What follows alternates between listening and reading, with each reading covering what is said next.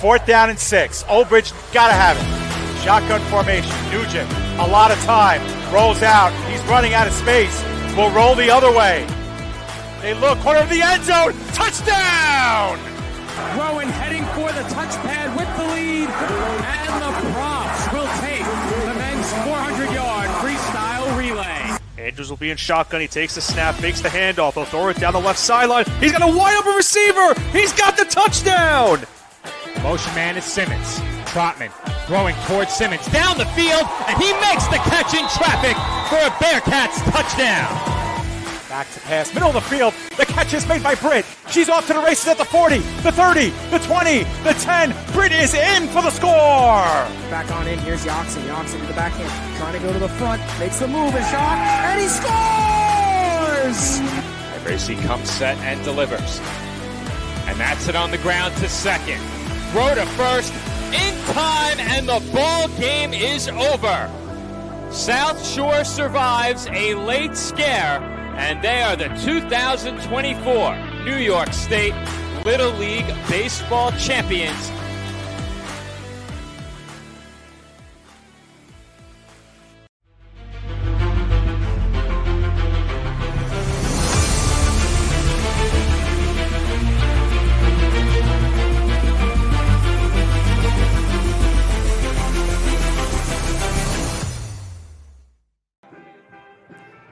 Live from Lombardi Field in Old Bridge, New Jersey, the PDF Sports Network is proud to welcome you into coverage of Old Bridge Knights high school football. Tonight, the 7-1 Knights carry a 5-game winning streak into their regular season finale as they host the 6-2 Patriots of Colonia High School.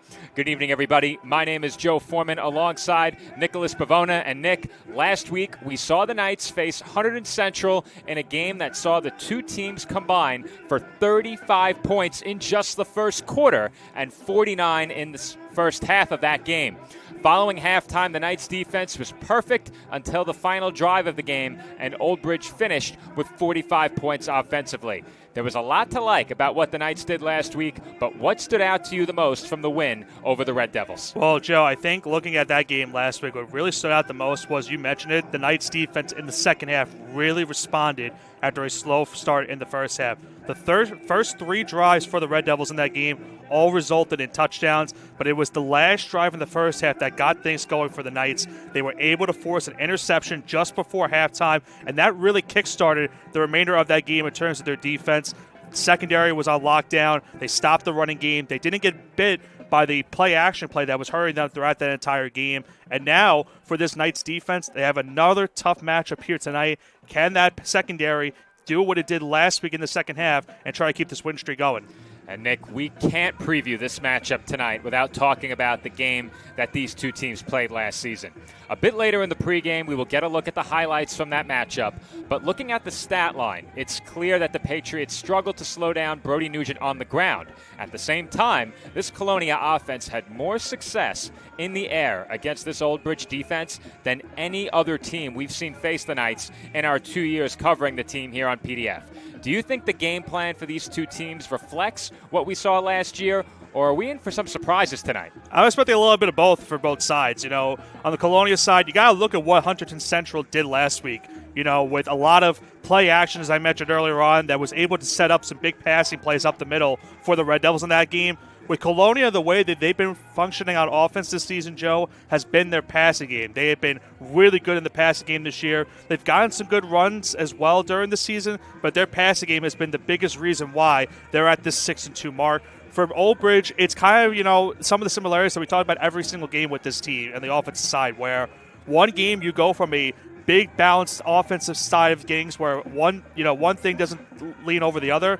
But then you have another game like we saw last week where they relied a lot more on the passing game because the running game was up and down for them in that one. So it's really tough to see what we'll see tonight, but I'm expecting maybe some trickery as well as some of the normals for both sides of this team, for these offenses. In terms of the division, Piscataway has locked up the national gold by virtue of their win over Old Bridge earlier in the season.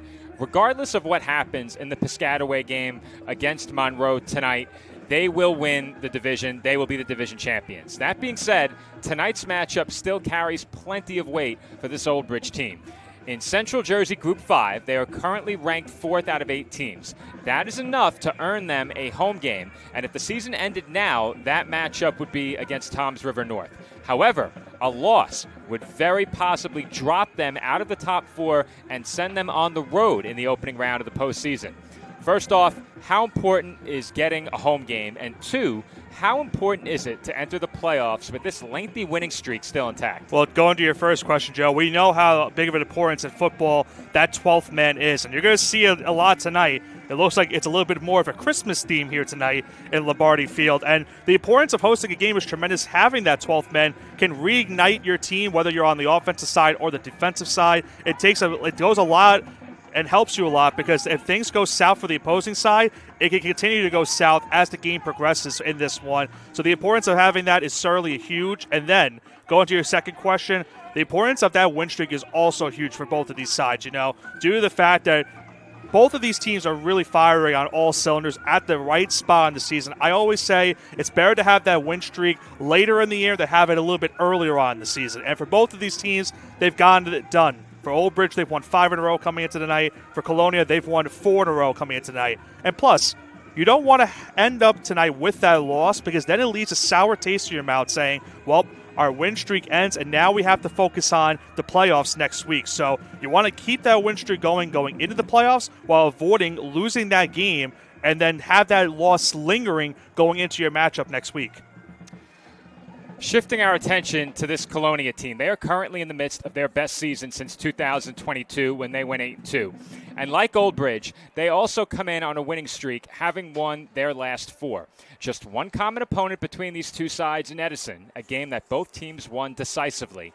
However, this Patriots team presents a challenge for this Knights squad on both sides of the ball, unlike anything they've faced this season. Defensively, this Patriots team has allowed more than 21 points just twice in 8 games, and those are their 2 losses. However, on the offensive side of the ball, this team is as explosive as any opponent the Knights have faced all season. Well, look at their quarterback, Joe. Dylan Chiaro. Unbelievable season he's having. 1,650 passing yards, 19 touchdowns, 1 interception on the season. That interception came in their first game of the season. Last year, he had 19 touchdowns and 10 interceptions the entire year. He's averaging about 176 passing yards during this 4-game win streak. That includes back-to-back 200-yard passing games, including his 273 passing yard, 4-touchdown performance against Cranford in their last victory. And his efficiency has been insane this year, Joe. He is 122 for 192 on the year in terms of pass attempts and completions. That's a passer rating of 121.6. He's been unbelievable, as well as his running back Kyle Bell, who's coming off an 111-yard performance last week and a touchdown, 365 yards rushing and 5 touchdowns on the year, including 18 receptions and 180 yards and a touchdown in the receiving game. And then to round off their numbers, R.J. Wortman in search of 1,000 yards coming into the night. He's got 64 receptions for 870 yards, 12 touchdowns. So a chance for him with 130 yards tonight. He would eclipse the 1,000 mark for the season. And last year, he just had 21 catches for 341 yards and 3 touchdowns. So we've seen it, Joe. Based off of what we saw last year from this Colonia team, they have taken a significant jump going into this season, and the numbers don't lie. The Knights close out the regular season against Colonia, hoping to secure a home game in the 2025 postseason. As we draw closer to kickoff, we will take a break for a message from the sponsors of Knights football. When we come back, we take a look back at the meeting between these two teams in the 2024 regular season finale. It was an all-time classic here on PDF, so you don't want to miss those highlights. Our pregame show continues after this.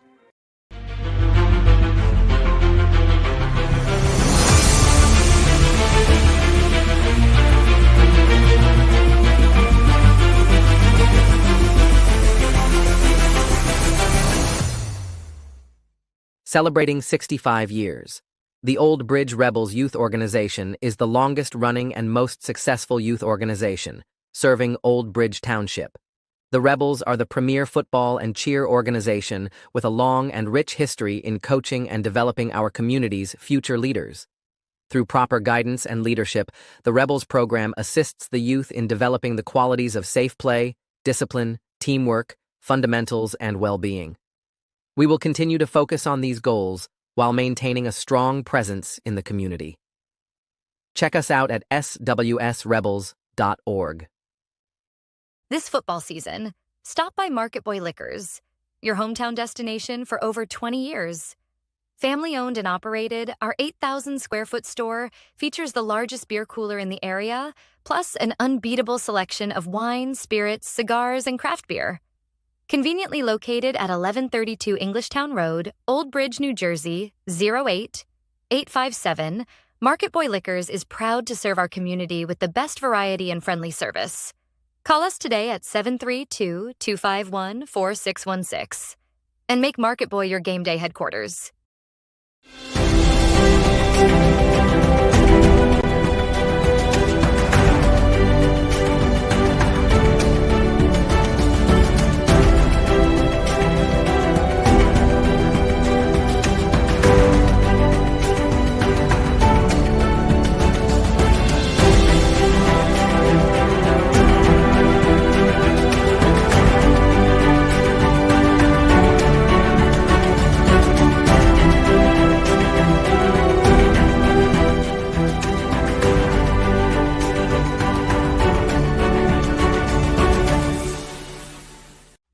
When it comes to buying and selling a home, do it with Peter Hunt's Home Team, powered by Century 21.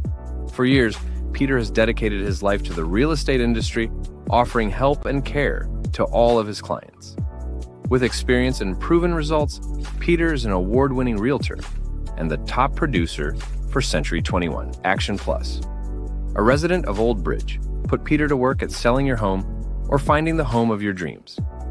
Call 1-800-299-2129 or reach Peter directly at 9086-014-934. For raising the standard in facility services and commercial cleaning, look to Pritchard Industries. For over 35 years, our commitment to creating clean, healthy, and safe environments is unwavering, ensuring that your facility not only looks pristine, but also promotes well-being and productivity so your business can excel. Specializing in comprehensive commercial cleaning solutions, advanced facility services, responsible sustainable practices, and innovative technology, contact us now at pritchardindustries.com. Pritchard Industries, here for you.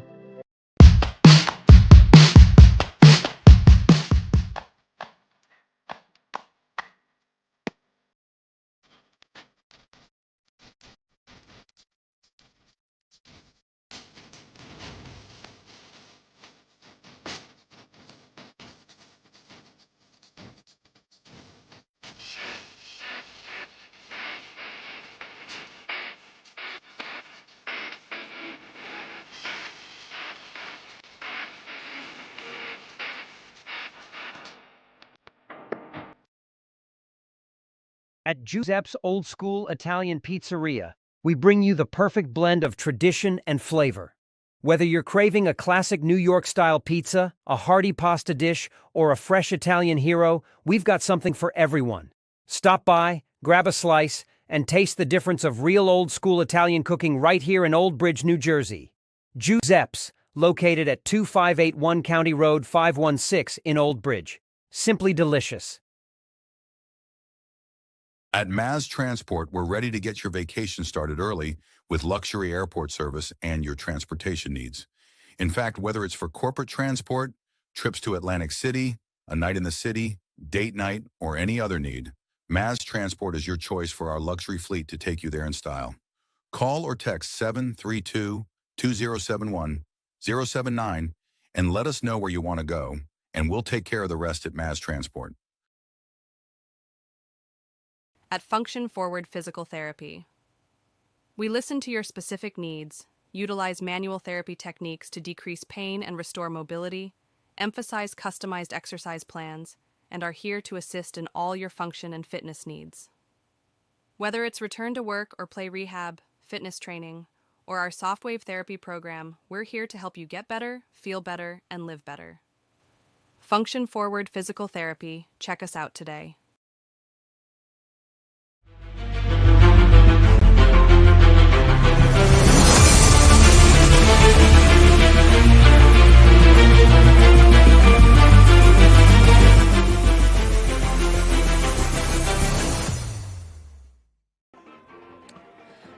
Joe Foreman and Nicholas Bavona back with you here on the PDF Sports Network as we approach kickoff in tonight's matchup between Old Bridge and Colonia.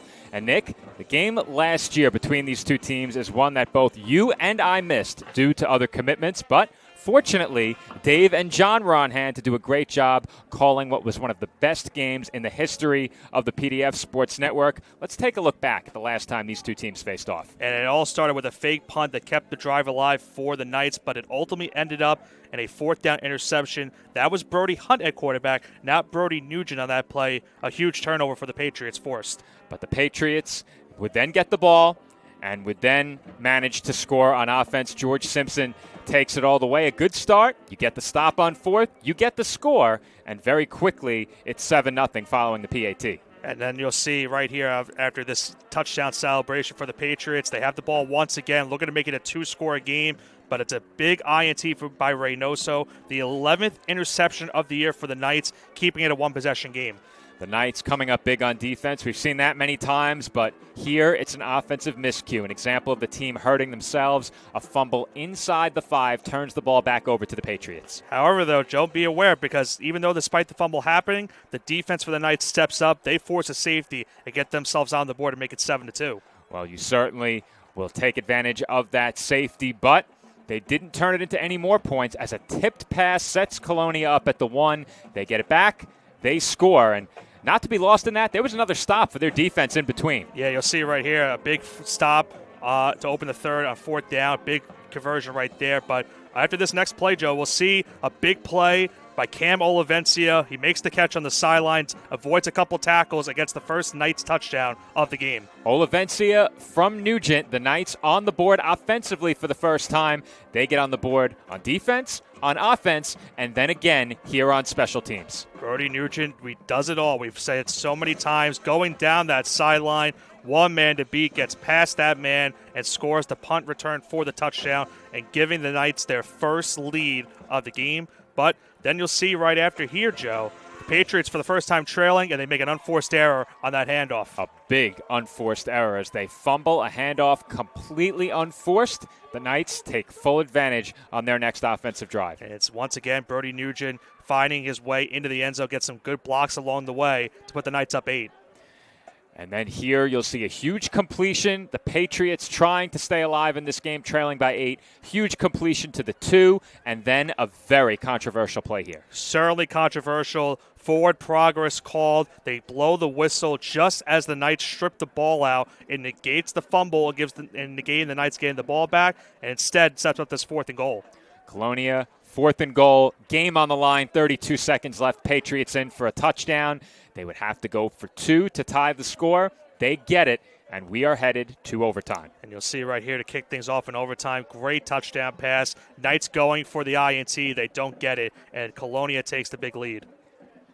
On the other side, Nugent scrambling to his right, back to his left. Dave did a much better job calling it in live action. The crowd noise and the electricity surrounding this game really bolstering that call as well. It opened our game intro. You know the result. Touchdown, Knights. And they get another touchdown right there to kick off double OT to take a 36-29 lead to setting up this 4th down play.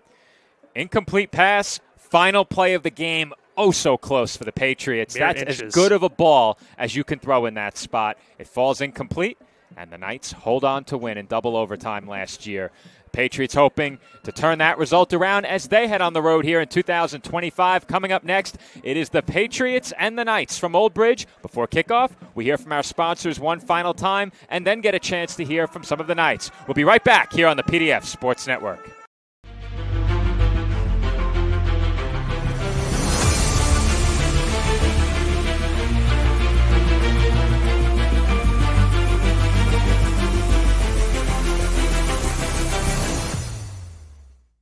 At MassMutual Tri-State, our financial professionals are dedicated to your financial well-being and focused on helping you achieve your financial goals. We provide expertise in crafting strategies that align with your specific needs. We offer industry-leading insurance solutions, financial planning, and wealth management tailored to support your pursuit of a financially secure future.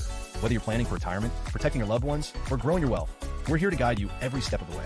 So please call Rich Caruso at 732-623-5700 with any questions and to set an appointment with one of our financial professionals. Thank you. Local firms are sales offices of Massachusetts Mutual Life Insurance Company. MassMutual, Springfield, Massachusetts, and are not subsidiaries of MassMutual or its affiliated companies. Securities and investment advisory services offered through qualified registered representatives of MML Investor Services, LLC. Member SIPC 732-623-5700. Since 2003, Elite Sports Physical Therapy of Morganville has developed customized care and physical therapy programs for thousands of athletes through evaluation and setting athletic goals. Whether a torn ACL, dislocated shoulder, or concussion is keeping you on the sidelines, our highly trained physical therapists can help you recover and return to the field or court in better shape than ever before. Come see what we are all about. Visit us at elitespt.com or call us today to book a consultation. At Bagel Boy Bagel Shop in Old Bridge, we're more than just bagels. Come visit us at 2329 County Road 516, where we bake our bagels and bread fresh daily, have the freshest fruit and veggie platters, and an assortment of sandwiches and plates that are sure to satisfy. Bagel Boy is a proud sponsor of all things Old Bridge. Go Knights and go to Bagel Boy. 2329 County Road 516 and at bagelboyonline.com. Old Bridge students take advantage of the Old Bridge special at Bagel Boy. 10% off all purchases with your valid student ID. Protect your family, pets, and your wallet with Anchor Pest Control. We provide coverage for all your pest removal needs, and our all-inclusive service saves you money. We've designed our services to be both comprehensive and budget-friendly for homeowners. Plus, with our premium service, you'll get a free mosquito application. See how Anchor stacks up against the competition. Visit us, anchorpestcontrol.net, or call 888-623-2847 for information and service.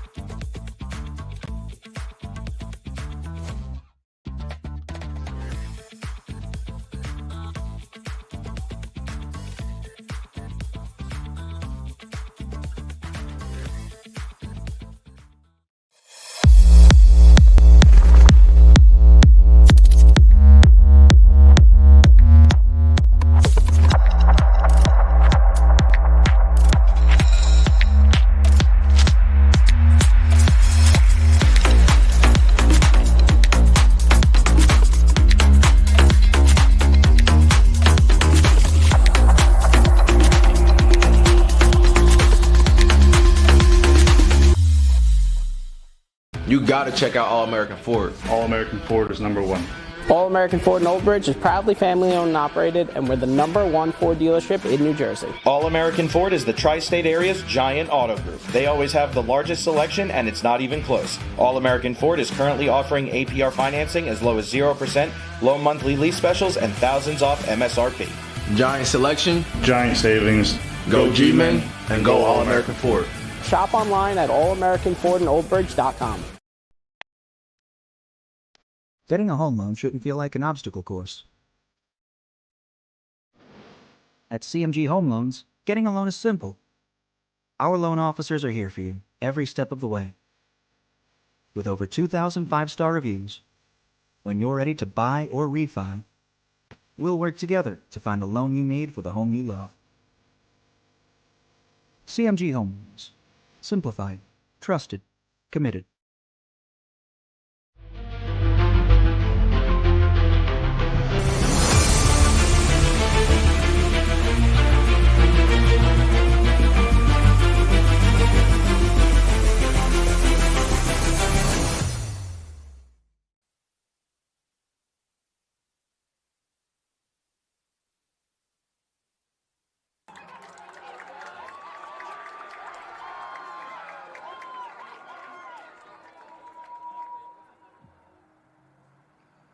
Oh, say, can you see by the dawn's early light what so proudly we held at the the twilight's last gleaming, whose broad stripes and bright stars through the perilous fight o'er the ramparts we watched were so gallantly streaming, and the rocket's red glare, the bombs bursting in air, gave proof through the night that our flag was still there.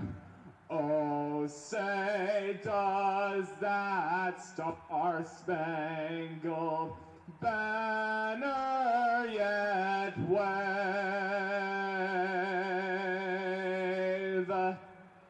o'er the land of the free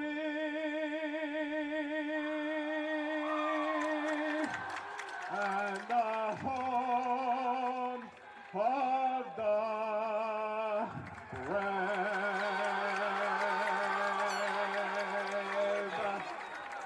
Ladies and gentlemen, let's hear it one more time from Mr. Richie.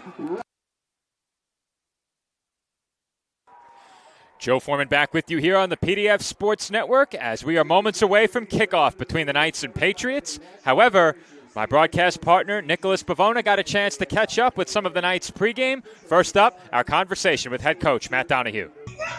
All right, Joe, I'm here on the field with head coach Matt Donahue. And Matt, coming into tonight, your team's on a 5-game winning streak. Talk to me about what has really impressed you over this last couple of games, putting your team on both sides of the ball coming into tonight's big matchup. You know, just the mental toughness and resiliency that they have. You know, they take every practice seriously. It's competitive at all times, and they kind of carry it into the games. And, you know, after last week, you know, our defense faced some adversity, but, you know, they took true to themselves in the second half and kind of locked them down the rest of the game. That's the type of kids we have. They're just tough kids. Now, I'd be remiss if I didn't bring up last year's matchup with the same Colonia team. Double overtime thriller. You guys came from behind to win that game. Talk to me about what were some of your takeaways from last year's game that you're looking into tonight's game, trying to continue your win streak while also end their win streak before the postseason. So we know it's going to be a dogfight tonight. They're a very good team. They have a lot of great athletes over there, and so do we. We know we're for a dogfight, and last year's game was a very good high school football game. You know, it was kind of a shame that someone had to lose. But our kids, like I said, they prevail and they overcome a lot of adversity. Expect a dogfight tonight right here at Edison Field. Once again, thank you, Coach Matt Donahue. Joe, we'll throw it right back up to you. All right, thank you to Coach Donahue for taking the time to join us. We still have a couple of minutes before kickoff, so we'll throw it right to Nick's conversation with defensive back Noah Rios. All right, Joe, I'm here on the field with Noah Rios. And Noah, I talked to your coach a little bit earlier on about your team's mentality these last couple of weeks. You've talked about how resilient you guys have been over this 5-week stretch and getting all these wins. What has been some of your takeaways about your team's defense over this 5-week stretch, and what are you looking forward to the most here tonight? Tonight we're just looking to shut them out, you know, do what we've been doing the past 5 weeks and get the job done. Now, Noah, last year, this team, Colonia, you guys went onto their home turf. You got a double overtime victory, a thrilling matchup in that game. What were some of the takeaways that you saw from that game last year, trying to stop this Colonia offense that's been very good in the passing game this season? Man, we just got to stop them like we did last year. They have good players, but we got better ones, and do the same thing we did last year, just win the game. Winning the game is all the mentality right there, Joe. We'll throw it right back up to you. All right, Nick, welcome back to the booth. We're here just in time for kickoff. Still not sure how in the world that video glitch happened, but our videos were inverted. As the Knights receive the opening kickoff at about the 35-yard line, they don't get much further than that. Short kick, and I believe it was Luke Mercel on the run back. He was quickly forced out of bounds. He's out at the 36, and that's where Old Bridge will get started, Nick. Last week, they did not have Chase Rizzo, and we saw plenty more of that empty shotgun set. With no backs in the backfield, Rizzo is out there for the first play tonight. Yeah, that's huge, Joe. Getting him back in this starting lineup in a big game like this, you want your top playmakers in these type of games. So I expect Rizzo to be very active early on in this matchup. A lot of bodies on that offensive line to open up this game. Trying to count them out. Looks like they have 7 on the offensive line. You don't see that too often from the Knights. You got Nugent in the shotgun. Rizzo in motion. And Rizzo will take the handoff. He has good blocking. He's up the middle, looking to bounce outside, and he is brought down. And that is a good tackle there by Aaron Gonzalez. If he does not take down Rizzo, that could have been big trouble. Yeah, that could have been maybe a touchdown if he got into that outside. Got a really good run right there. Just a couple yards shy of the first down, maybe about 2nd and 3 upcoming here for the Knights. 2nd down and short. Patriots showing blitz before that snap, so we'll see if they go back to it. Once again, a lot of meat up front for Old Bridge. Plenty of big bodies on the offensive line. Rizzo the motion man. This time Nugent will keep. He's wrapped up and taken down behind the line of scrimmage for a loss of a yard. That's a great job right there by this Colonia defense. And you have to know, Joe, we saw last year in this matchup that Nugent was able to get a lot more running room in that game between these two teams. So they know what Nugent brings to the table, and we know what he's brought to the table the last 2 years. Pivotal 3rd down early in this game. I'll take a little bit of a spoiler from our interview from Cam Olivencia. He said the team needs to get things started quick and early in this matchup. We get a chance to hear from Cam following the end of this possession, whenever that may be. We'll listen into your conversation with Cam. Nugent, quick throw, complete. Allsbrook, he has a 1st down and more across the 50, and he is wrapped up just shy of the Patriots' 45-yard line. 1st down, Old Bridge. Well, it's something that we've seen this Knights offense do this year, Joe, where they have that wide receiver screen to the outside. Allsbrook gets the catch on the outside and is able to get the 1st down and move the chains for the Knights offense in plus territory now at around the 45-yard line. 1st down, Knights. Ball spotted right at the 45 as Nugent looks toward his sideline.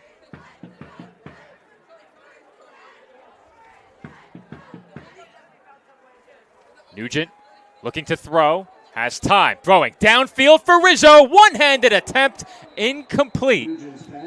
The Knights are looking for a pass interference on that play, but nothing to avail. Almost a fantastic catch by Rizzo on the one-hander. R.J. Wortman on the coverage. Highlighted Wardman on the offensive side of things earlier on and makes a good defensive play right there, avoiding the pass interference and forcing the incompletion at 2nd and 10. He was a bit banged up when these two teams met last season. Thank you to our live chat for that piece of information.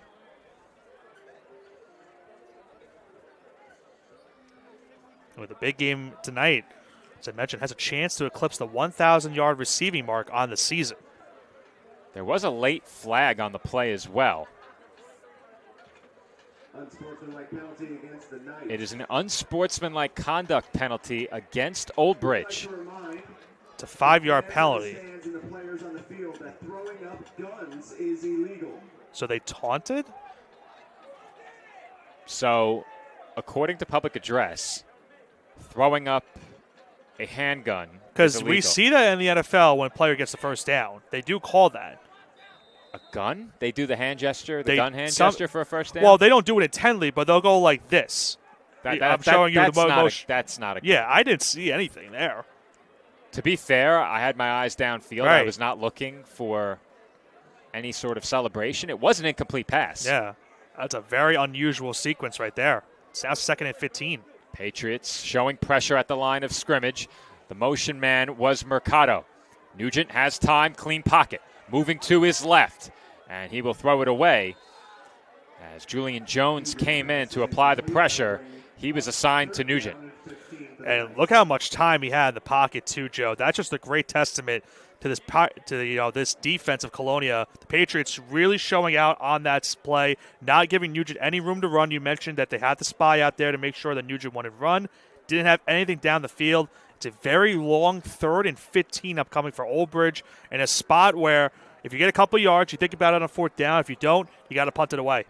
If anybody is having issues with their video feed, the internet here, not the greatest. We will have a clean copy of the game uploaded later tonight. Any video issues are the internet. We cannot do anything about that. Nugent, forced to run, has to go a long way, and He will pick up about half of it. It was 3rd and 15. And that run by Nugent will set up a 4th down and 6. So he picks up 9 on 3rd, and it's decision time for the Knights. And the thing is also, keep in mind, Nugent is the punter for this team. So you got to figure out, if you are Colonia, what exactly are the Knights going to do? You're going to set up a safety back there in case of the first down potential on 4th down. It looks like, though, they're going. The Knights are going to go for it. They're going. Ball at about the 41. Not much of a surprise here. Be curious to see what they try to draw up. We've seen that screen pass to the outside a couple times this season. It is 4th down and 6 from the 41. Opening drive of the game. 9:42 remaining in the opening quarter. Nugent looking to throw. Has time. Throws deep over the middle. Complete. That one caught by Aiden Rios, and he is tackled inside of the red zone. Ball at the Patriots' 17-yard line. I mean, what a great throw right there by Nugent. But how about the offensive line once again, Joe? They have been really stepping up so far. Early in this first quarter, you'll see right here, Nugent takes the snap. He's got all day, and he finds Rios wide open around the 23-yard line. It's big first down for the Knights, and they're inside of the red zone. 4 white jerseys in the area. Nugent dropped it right in between them all. First trip to the red zone for the Knights on their opening drive. We mentioned Rios. Big game for him last year. Had the aforementioned touchdown on that 4th down to keep the game going. Allsbrook, the motion man, takes the handoff. Looking to make a man miss. He does. And he fights forward to about the 11 or 12-yard line. So they got half of that, make it 2nd and 5. Give him 5 on the play. Gain of 6, 2nd down and 4 for Old Bridge. Just by making him slow down a bit there, they were able to limit it to a gain of 5. Now, I'm being told we're having audio issues as well, Nick. So what you'll do, pull up the live stream on your mobile device and listen in. I'll mute your microphone for a short time. You can check in on it, but I have a reading in front of me as well as Rizzo continues to fight for the end zone and in for a Knights touchdown. Chase Rizzo opens the scoring as Old Bridge goes in front 6-0 with 8:27 to go in the first quarter.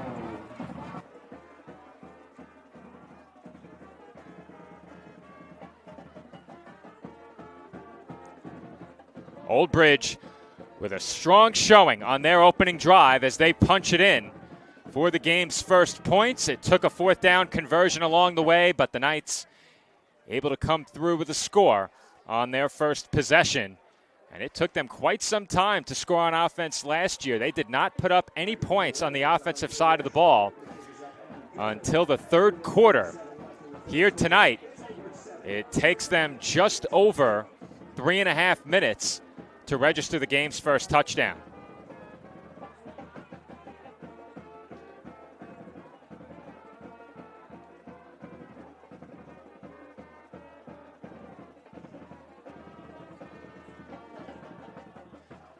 Nick's taking a listen in to monitor our audio right now. Once again, we have no issue with the audio reading here, so it is possible that any issues with the audio could be coming through on the receiving end, but Nick's giving me the thumbs up, so his feed's all good. We've wound it back a few minutes, and Nick's having no issues. All right, Nick, welcome back. Yeah, I didn't hear anything. Maybe it's something different for our viewers at home, but it sounds good from up here in the press box, so hopefully those issues are fixed for all those listening at home.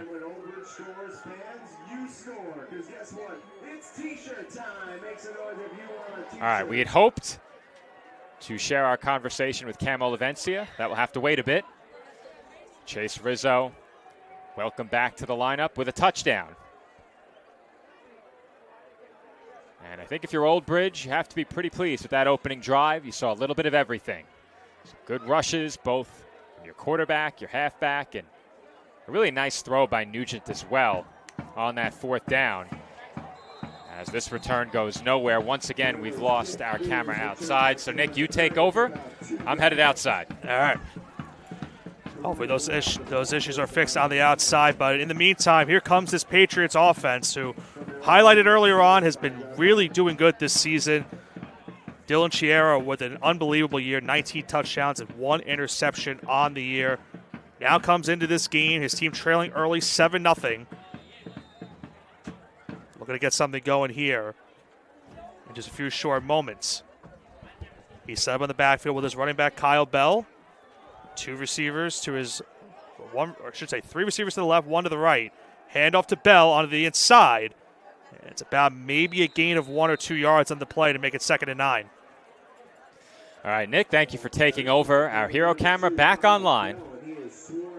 A lot of moving parts, but I think we're all good. On that kick return, Jalen McCray brought it out to right around the 21-yard line. It is a pickup of a yard on first down. Make that the 26-yard line. Ball at the 27 now. Short pass looked to be a screen, and Nick, that was awfully close to being a backwards pass. Let's get a look at that on replay. Yeah, that was too close for comfort right there if you are the Patriots. Chiera looked to dump it off short, and that was very close. That's a forward pass. Yeah. It's a forward pass. Our perspective does not match that of the camera. With you and I positioned a bit to the right of midfield, that different angle that we have made it seem as if that pass may have been backwards. It certainly was not. Now big play here, 3rd and 9 for the Patriots. And Chiera in trouble under heavy pressure. Flips it into no man's land. That might be intentional grounding. That has to be intentional grounding, Nick. Has to be. Haven't seen a flag yet.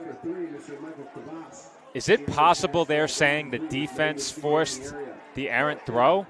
It looks like the officials are going to talk about it. We'll run that back, and I'm fairly certain, Nick, that we're going to get a flag for intentional grounding, and we will.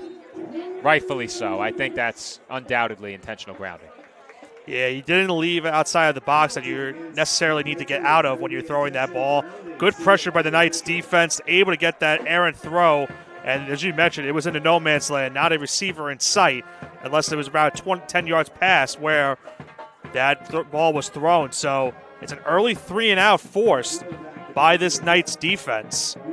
As the ball now will be repositioned after that intentional grounding, it looks like it will certainly be inside of the 10. It looks like around the 5-yard line is where this ball is going to be placed. Great start for the Old Bridge offense, scoring on the opening drive. The defense perhaps doing one better. Not only forcing a 3-and-out, but it is 4th and 21. Bit of a high snap, reeled in nicely by Chiera.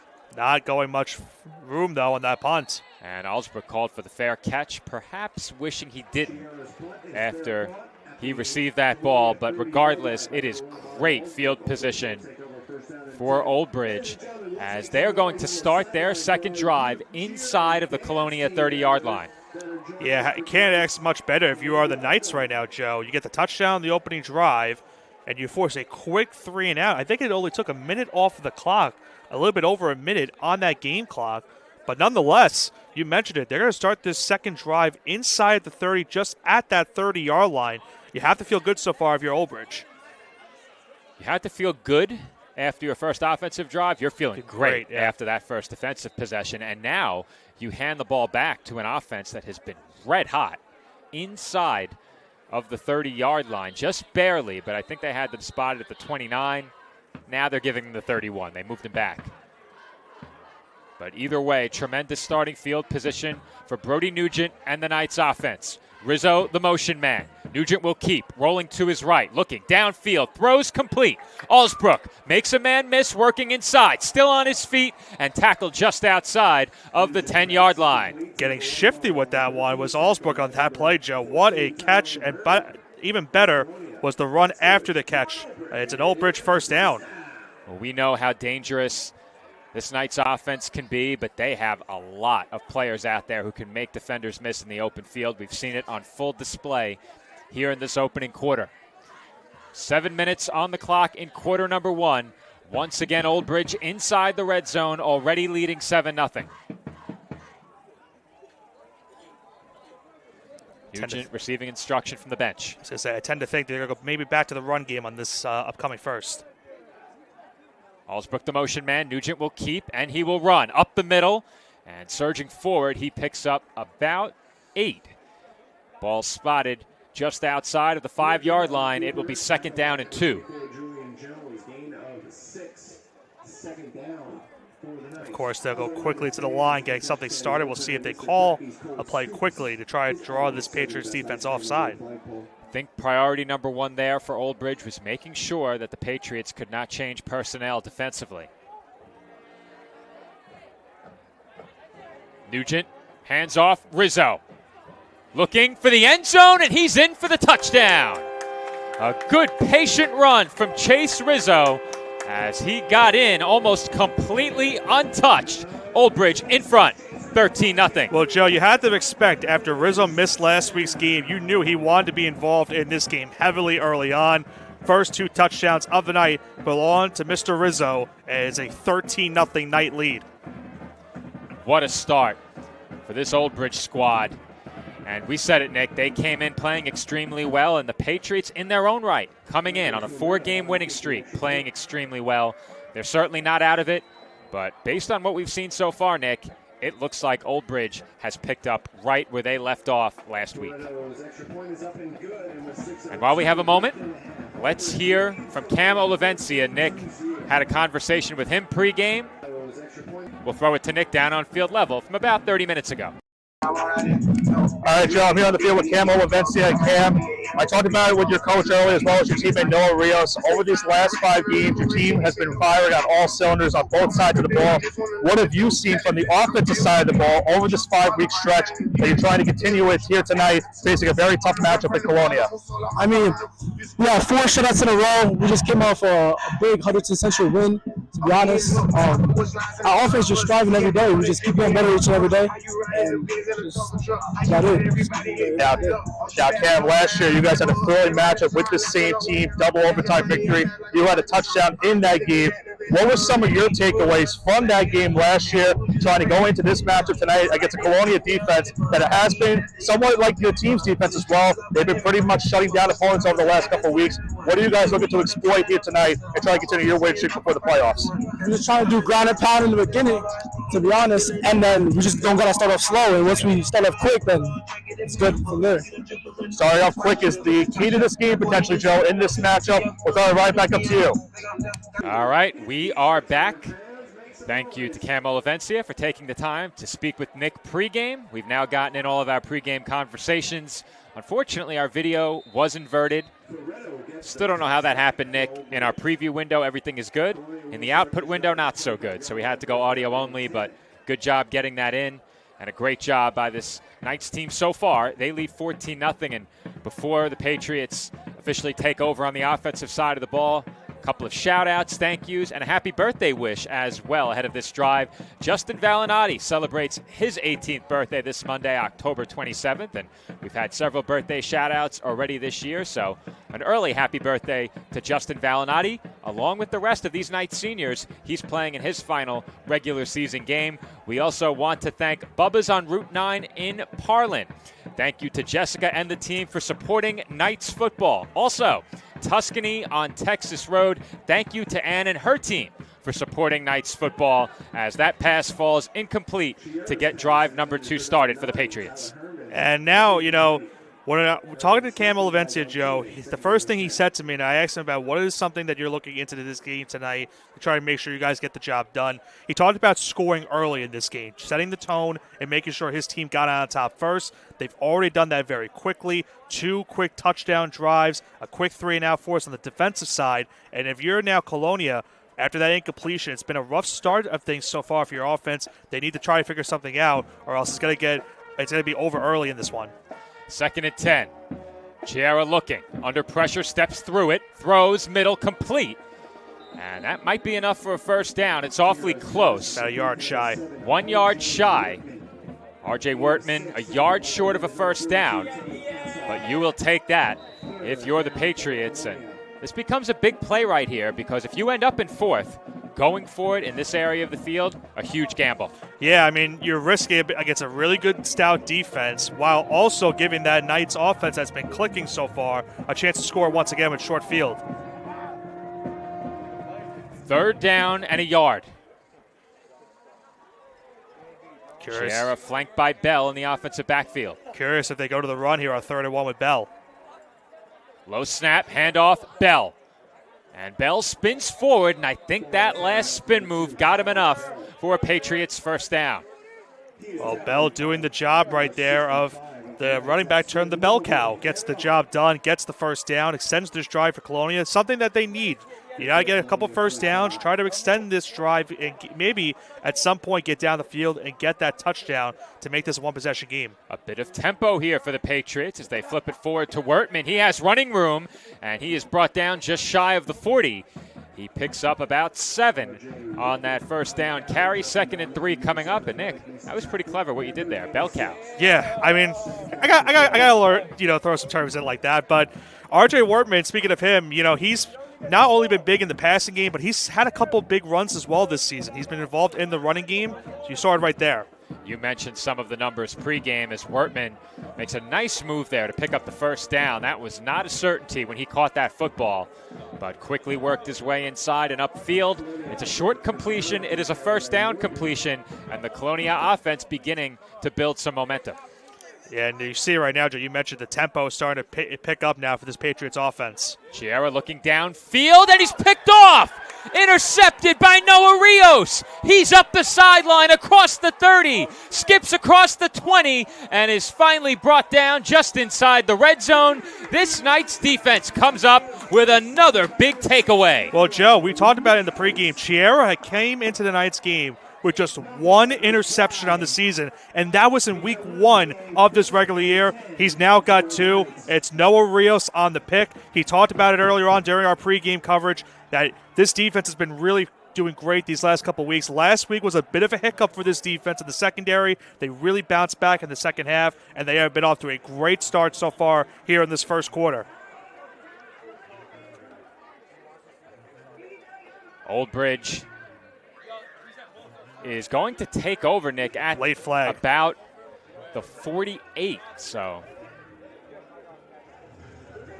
interesting that there must have been a taunt, maybe not a taunt, but excessive celebration, I'm assuming, or could have been a block in the back. It's Nick, it's interesting because if it was a post-play foul, they would have been a bit further up the field. Unless they ruled that Rio stepped out, you caught the flag?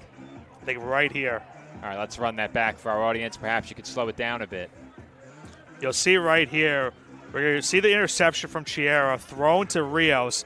Look around the 40-yard line, folks. You see right there is where the holding is called. I think that's exactly what the call was on the field. So it's from the spot of that foul. They put it at around the 48-yard line, but the Knights still grateful for the interception that they forced, but something that still plagued them is those penalty yards. Nugent steps back, fires it to the outside, but it looks like that one falls short. Incomplete second down. Intended receiver on that play, Jordan Mercado. It will now be second down and 10. We spoke about how these two teams are thriving right now. Both teams coming into the night with a winning streak. 5 games for Old Bridge, 4 games for Colonia. You knew something had to give. Someone was going to keep their win streak going into next week. Someone was going to lose it. And so far, the Knights could not have asked for a better start. Nugent, quick throw, complete. Chase Rizzo bounces outside, has a blocker. He's inside the 30, inside the 25, and tackled just shy of the red zone at the 21-yard line. And, Joe, I love how this play was set up right here by the Knights because they're able to bite this corner, to bite on that screen pass to the outside where we saw earlier on. And because of that, look at Rizzo on this play. They did not even touch him. He went straight up the middle, made the catch, got towards the outside, cuts it back inside, and gets a big gain for the first down. And a late flag came in at the end as well. Did not pick up what the call was. It doesn't look like they've moved the football. They're moving it now, Joe. Now they are, yeah. Face mask. Half the distance to the goal. Looks like it's around the... They have it at the 14. Yeah. Half the distance would have been a bit closer, I think. They had him at the 21 with the initial spot. The Patriots as well have called a timeout. And I think that's a good timeout by Colonia in that spot. Their defense has been gassed so far in these first couple minutes. Yeah, they've been out there quite a bit. And I think to have that last drive end in a turnover so abruptly really hurts you, not only in terms of points, you're trailing by 2 scores already, and you set the Knights up in plus territory with the turnover, but your defense finally getting a chance to relax, your team building a bit of confidence, all of a sudden that confidence evaporates, and your defense is right back out there. And you said it, and I'm glad you did during the pregame, how impressive the passing numbers are for Chiara this season, the big numbers that Wertman has put up. I couldn't believe the passing numbers, nearly 2,000 yards, 19 touchdowns, and 1 pick. You don't see that very often. It's unheard of. It really is. It's incredible. And what this Knights defense has done to stymie this offense so far, equally impressive. And can you do it for 4 quarters? That's a fair question. We know how good this Old Bridge defense is. You could argue that at times this Colonia offense has been even better this year. So they're not out of it. They need a big stop here on defense, and that might help, as I think there was early movement. Might have been on the offensive line. It was. That will help defensively, is what I was saying. But back the Knights up 5 yards. And I mentioned it earlier. I think the most impressive stat for Chiara this season has been his passer rating. He only had 70 incompletions coming into tonight's game. That's really what has been impressive. Both of these quarterbacks are 2 of the more efficient quarterbacks we have seen in covering games and the, in this level in high school and the semi-pro level as well. You don't really see the efficiency as often as we see in these games, but these 2 quarterbacks have done it all season, and so far it's been Nugent that has won this battle between the 2 quarterbacks. First down and 15. Nugent will keep it. Bounces outside. Nugent looking to turn up field, breaks 1 tackle, but is met by 3 or 4 defenders in white. Brought down just outside of the 10. Give him the 12 or 13 yard line on that one. Gain of 3. And I think what the biggest thing for this Patriots defense right now, Joe, is they've got to find a way to ensure that there's not a touchdown allowed 1, but if they can force a turnover, that would be huge. We saw last year they forced a turnover inside, backed up into their own territory. If they can do it again, that will go a long way. Second down and 12. Nugent looks toward his sideline. Rizzo lined up in the left slot here. And Nugent will keep it once again, accelerating up the middle. Spins off a hit, but cannot get away as he's wrapped up and thrown down inside the 10-yard line. They'll spot him at the 6, and it will be a 3rd down and about 3 or 4. Maybe actually longer than that. Third. Yeah, he picked up 6, so it should have been 3rd and 6. Yeah. I thought those sticks were a little Yeah, I thought together. something was up. I thought something was up. But on that play. Initially, they gave him more. Yeah, it did look like it initially. On that one, we kind of saw maybe somewhat of an RPO on that play. Could have maybe thrown it to the outside, but instead kept it himself.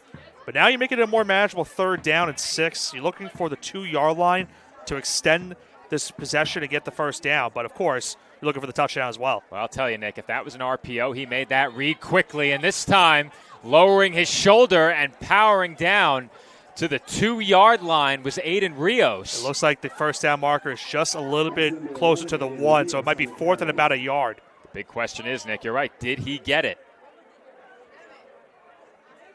He did not.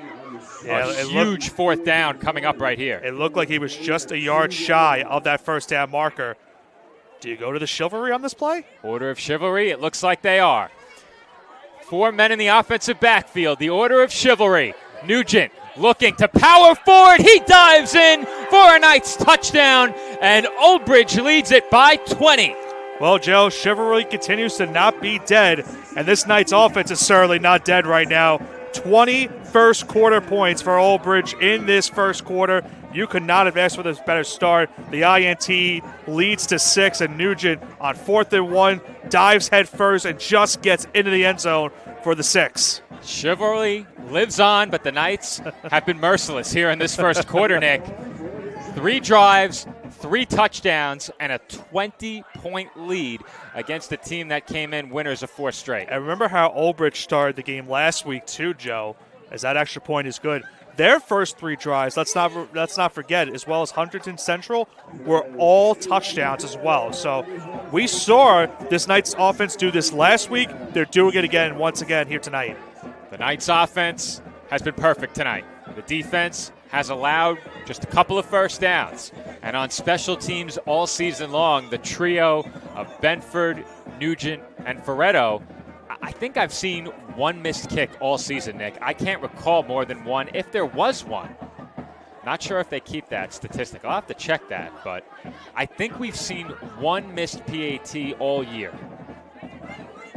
But I'm going to stat check that. I'm still having nightmares about PATs at this point, Joe. I think the terminology PAT is still haunting me at this rate. Oh, yeah? Being a resident Giant fan, that is tough. Sunday is still lingering right now.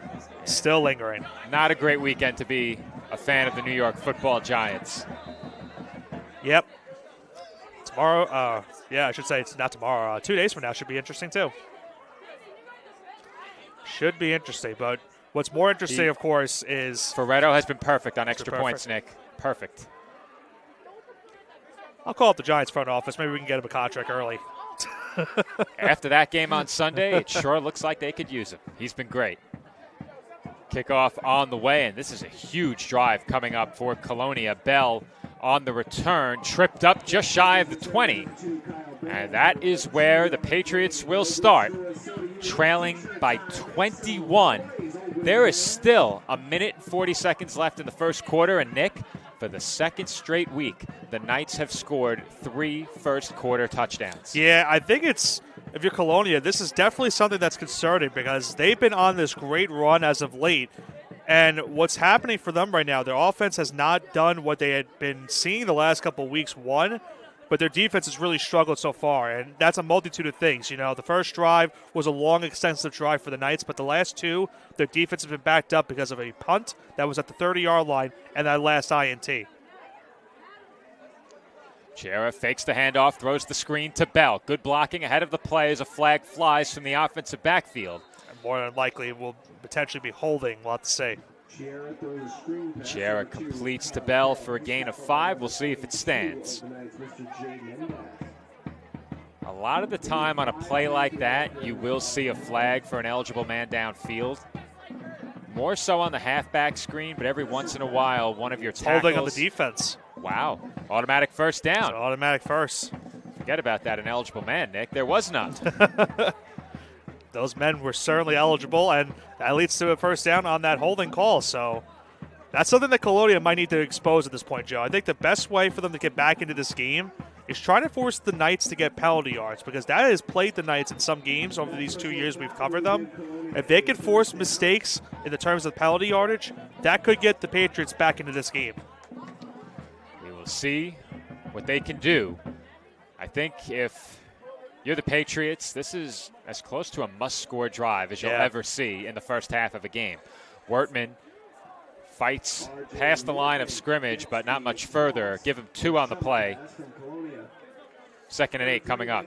It's kind of that jet touch pass that we see sometimes these receivers make, and it was a quick touch pass right there from Chera to Wertman, and they get a short pickup of 2 on the play to make it 2nd and 8.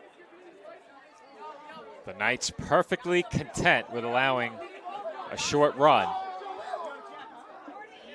We've entered the final minute of the first quarter. This could be the last play as Bell is immediately swallowed up at the line of scrimmage. I think they're going to give him the line of scrimmage, as you mentioned, so no gain on the play and make it That's 3rd down. That's a loss of 2, Nick. It was the original line of scrimmage. I should have specified. I think he lost 2. From where I'm looking at the far ref, he's at the exact spot. spot. The difference. Yeah. Lost a little bit. Lost a yard. Nonetheless, that will bring up a 3rd down and about 8. And I do not believe they need to run a play here. They're not going to. The Patriots are headed off the field. It was close, Nick. I thought maybe they would have to run one more, but apparently that is not the case. And we have reached the end of the first quarter. And with that, we would like to thank another sponsor of Old Bridge Knights football, the Candied Ham softball team. Candied Ham is a proud sponsor of Old Bridge football. You can check them out on Instagram at CandiedHam_official. The Candied Ham softball team, a proud sponsor of Old Bridge Knights high school football. And Joe, a crucial 3rd down upcoming here for the Patriots. They're just shy of the 50-yard line. They have third and about 8 or 9 yards on this play. If you're Colonia, what are you drawing up in this spot? And it's in a sense where I think you would like to get a couple yards on this third down. If you can't get the first, you want to make it a more manageable fourth down. Nick, I think for me, it's not a matter of one play to pick up this first down. I think you have two plays here. I think you'd have to go for it. If you gain anything and cut this to a 4th and 5, maybe you push it to a 4th and 6. But if you could pick up half of this or a little bit less than that, I think you have to go here, Nick, because right now this Knights offense has been seemingly unstoppable. And I get it. It's early. It's the first half. Do you take that chance? If I get 4 or 5 here, I am. Chiera looking to throw, airing it out. Downfield, Wortman wide open. He dropped it. It's off his hands in between 3 Knight defenders with room to run. That is something you don't see very often, Nick. That is one he's going to want to have back, Joe, because as you mentioned, he had the spacing. He ran a perfect post route towards the inside of the field. We talked about it last week. That's where the Knights were getting beat up in the middle of the field. That one, unfortunate break for the Patriots. The drop now leads to 4th down, and right now they're set up in punt formation. I think that's the right decision, Nick. You had to pick up something to consider going for it. Can't go for it on 4th and 8. And Colonia will indeed punt with pressure, getting a bit too close for comfort there. Calling for the fair catch is Xavier Diaz, and it will be Knights football once again. This drive getting started from their own 21-yard line. They can really deliver a would you call it a knockout blow? It could be the knockout blow early in this game, Joe, the way this game's gone so far. It's not often you see teams come back for 28-point deficits if the Knights do score a touchdown. It would be a lot of things would have to go right for Colonia. And it's also tough trying to get that comeback when you're facing a team that's 7-1 and has been on this win streak like this. It can be easy for any team to do that. So this is a must-stop right here for the Patriots. They have to try to avoid giving up points. Against such a talented team, it's hard to say that a score here would end it. Effectively, that's what we're saying when we describe it as a knockout blow, but the way this Knights team is playing, it's hard to imagine the Patriots overcoming a 4-touchdown deficit. Nugent forced to throw it away on 1st down, and that's what you have to do if you're the Patriots defensively. Make Brody Nugent uncomfortable in the pocket, contain him when he looks to run, and if you can force a few of those throwaways, that's a big victory. And I think that's been the problem so far for the Patriots. They haven't made Nugent mostly uncomfortable in this game. A couple of throws, he's had a lot of time in the pocket. Some throws he's had been able to scramble outside of the pocket and has been able to make that throw on the run. He hasn't had much to rest so far in this game. On the other side of things, though, that's been the opposite story for Chiera and company. They really haven't had much time to develop anything down the field. That last play on that drop 3rd down was probably their most explosive play in terms of having that time to try to make a play. If they complete that pass, all of a sudden they can take a bit of a breather. You need to score on the drive, but you keep it alive, you give your offense a chance, and if you do find the end zone, it's a 2-score game, and all sense of panic, I think, subsides for at least the time being. Now, you trail by 21, and if Old Bridge can turn this drive into points, that's big-time trouble. And keep in mind, you talked about it earlier, this defense is still gassed because this is their 4th defensive drive in this game, Joe. We are just a couple of seconds into the second quarter. That's another concern right there. The offense really hasn't been on the field too much for this Colonia team, but their defense has been on the field a lot. They sure have, and the way that the offense has given the ball back to Old Bridge so quickly on just about every possession, there hasn't been any time in this game where that defense has been able to rest up on the sideline and regain their composure.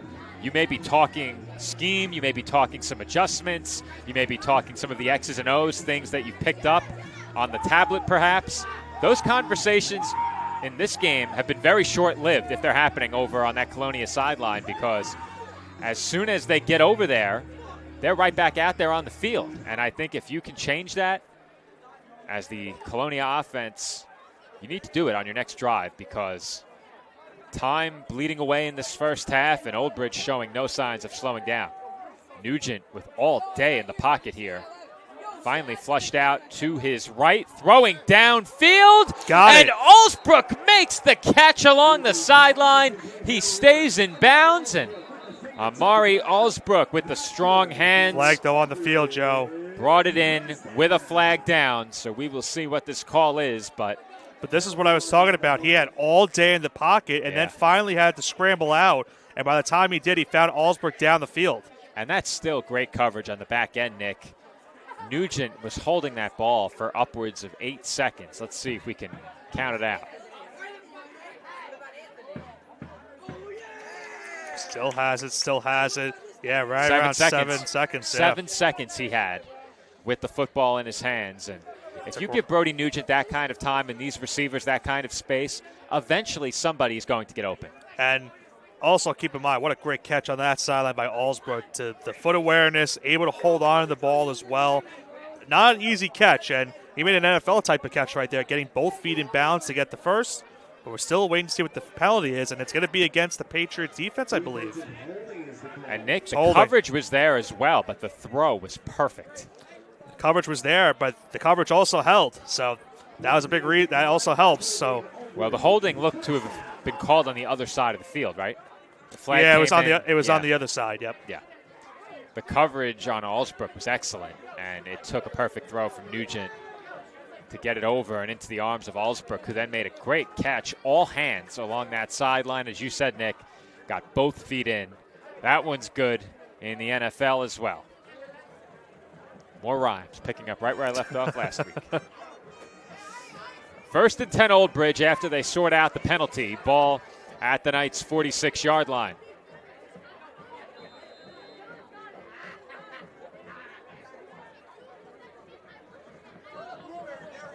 There has been a lot of time that has gone by between the end of the last play and this one. Clock's not even running right now. Well, there was a penalty. That's true. Nugent will keep it. Good blocking in front. Nugent bouncing outside, breaks a tackle, and is ushered out at the 45-yard line. That will be about a yard short of a first down. And I don't know if you heard that announcement yet, Nick, but congratulations to Connor Long. He is committed to Syracuse. Ah, very nice. One of your favorites. I didn't go to Syracuse, but I am a fan of the Orange Men, so congratulations. I'll be rooting you on next year. Syracuse or St. John's? Well, the problem for St. John's is they don't have a football team. Good point. If they did, it'd be easier for me. But with no football true. team, it leaves me in a gaping hole. And speaking Wide of gaping holes. Wide open. And what about the move? Aiden Rios put the moves on and take it to the house. Aiden Rios with a big touchdown reception. He caught it wide open and did the rest with a big juke move to put an exclamation point on that score.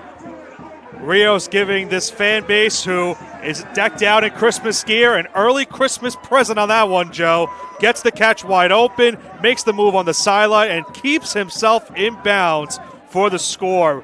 Man, what a start for the Knights. They are 4 for 4 to start this game. Hands, elusiveness, and breakaway speed all on full display with that last touchdown for Rios.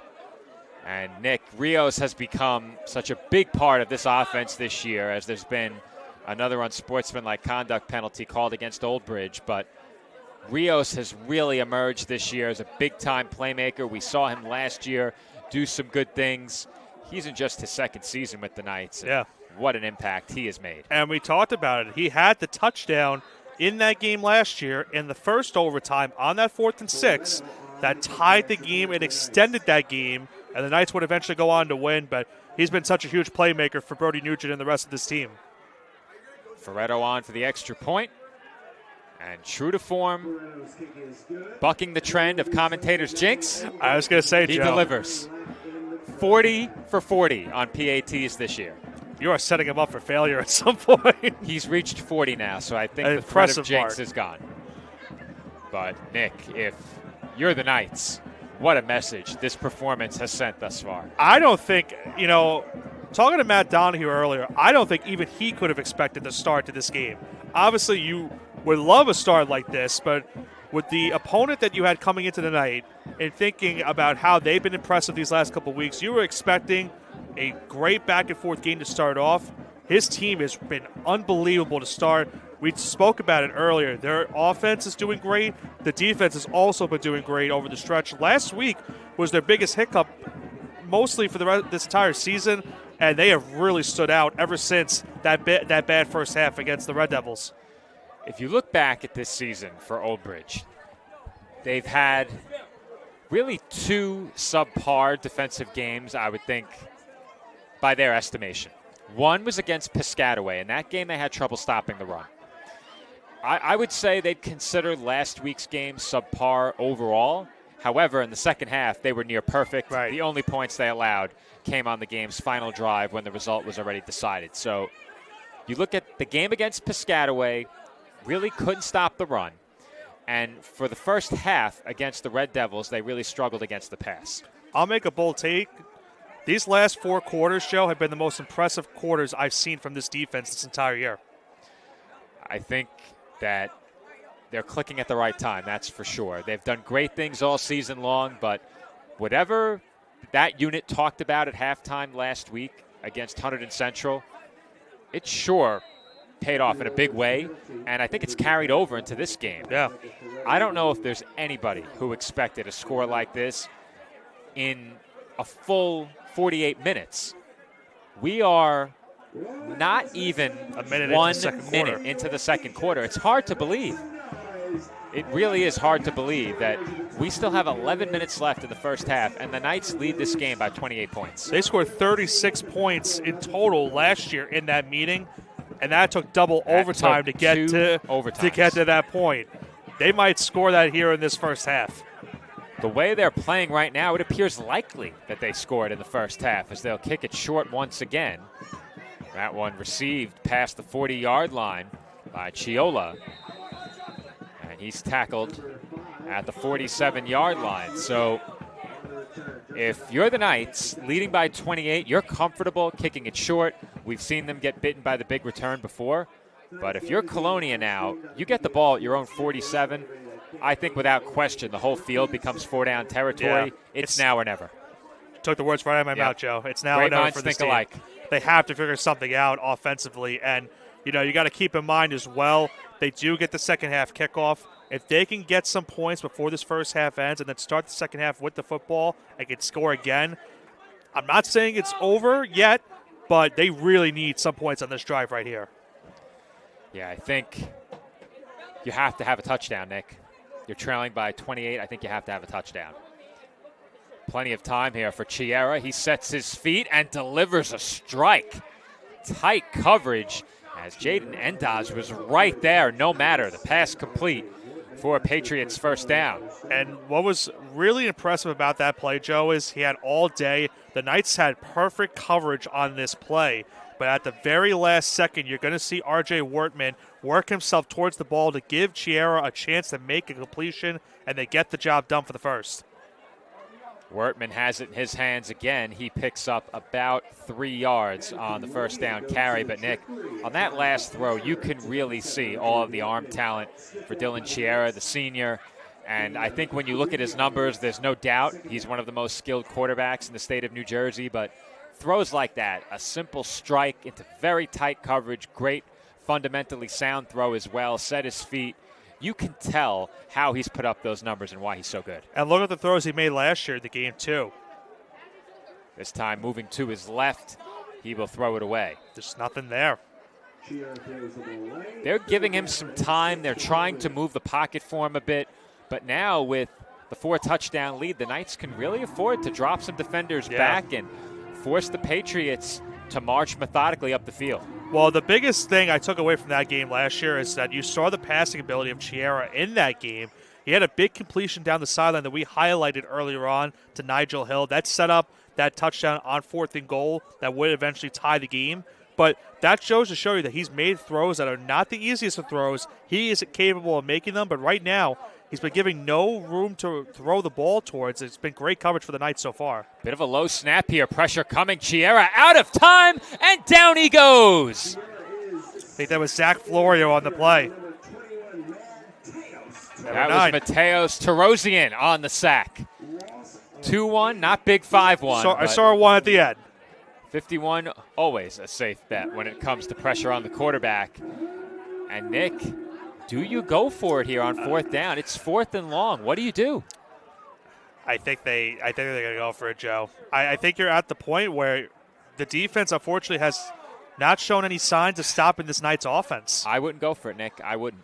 I don't think I would either. I would try and pin them inside the 5 and hope you can turn that into some points, because 4th and 15 is going to be tough. Yeah. Maybe a bit less. Make it a 4th and 14. But it appears they will go. Chiera looking to throw, steps up, has room, delivers, complete. Over the middle, 1st down. Julian Jones wide open and still fighting as he's finally brought down at the 15-yard line. And Nick, they had to have it. They got it. This drive continues inside the red zone. And that was an impressive play by Chiera there, Joe. He steps up in the pocket, had a lot of pressure on him, and he finds the receiver wide open in the middle of the field. That's been something that the Knights have struggled with the last couple of weeks. Their secondary has allowed those passes in the middle. It's a big 1st down right there. Wertman took another shovel pass and didn't get much on that play. In fact, got 2 yards, I believe. Yeah, they'll give maybe him 2. a yard. He didn't get much. Hard to tell from our vantage point whether or not he got back to the line of scrimmage, Nick. But they give him a yard, 2nd and 9. We've been seeing them now try to throw some trick plays in there by getting Wertman involved in the running game, but they haven't been able to get much room. Quick pass complete to the outside. And Kyle Bell is forced out of bounds around the 10. Pickup of maybe 4 on the play. And that will bring up a 3rd down. 3rd and about 4. And 4 to go here. So give him 4.5 on the play. We had it a 2nd and 9. It is now 3rd and 4. Patriots hurry to the line. Ooh. And timeout was called. And thankfully for the Knights, it was called, Joe, because they had movement on the line right as the whistle was called. So that almost was a neutral zone infraction. The Knights will talk things over here ahead of this 3rd down play, and I think certainly it is 4-down territory now. Yeah, it has to be. I mean, if you go for a 4th and 15 earlier, you're certainly going for it in this spot of the field. You have about 7:40 and change to go in this first half.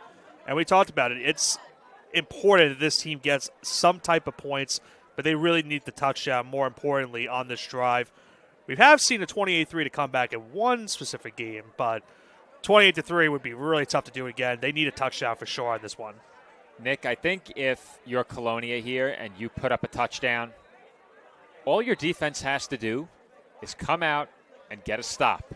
You know your offense is capable. We've seen what this offense can do firsthand last year, and looking at the numbers this year, there is no question this offense is capable of putting up 28-plus the rest of the way.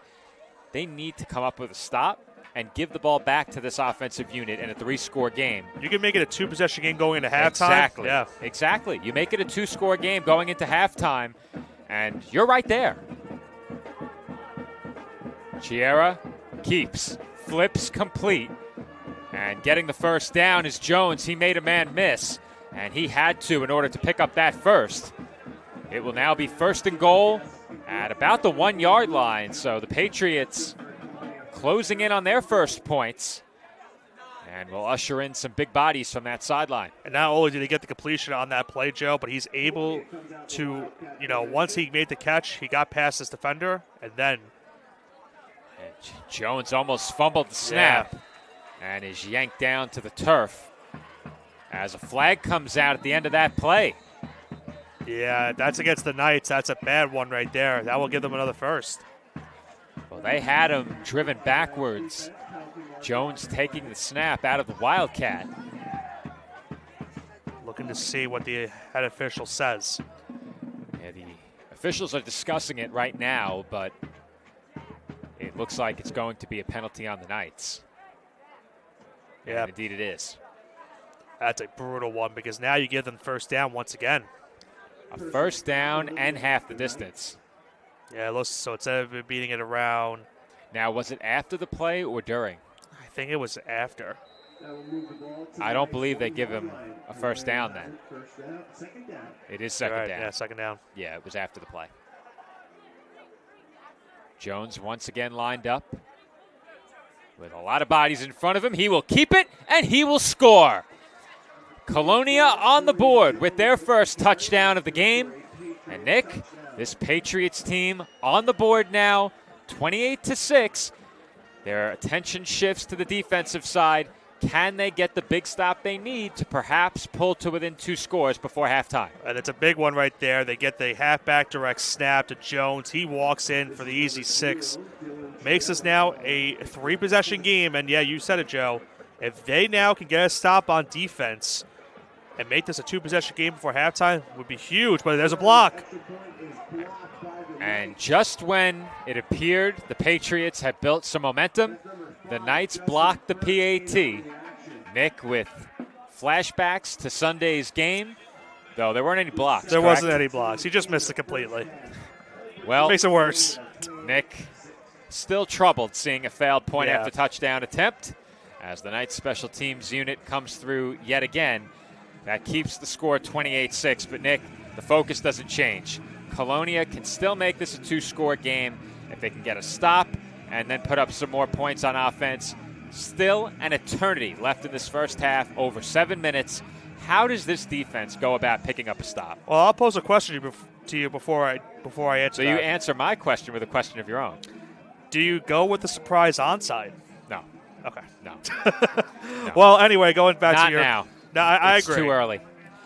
I agree. Too early. But other than that, I think the biggest thing right now is they got to force pressure on Nugent. They haven't been able to do that in this game, and that's led to a couple of nice throws from Nugent down the sideline. And we saw that last touchdown, had enough time, but the biggest thing was that Rios was left wide open in the secondary. There was not a defender near him that was probably closer to maybe 5 or 10 yards away from him. And by the time they got to him, he made that juke to the inside, was able to get past and get the touchdown. So they got to figure out a way to stop this passing attack right now, the Knights offense.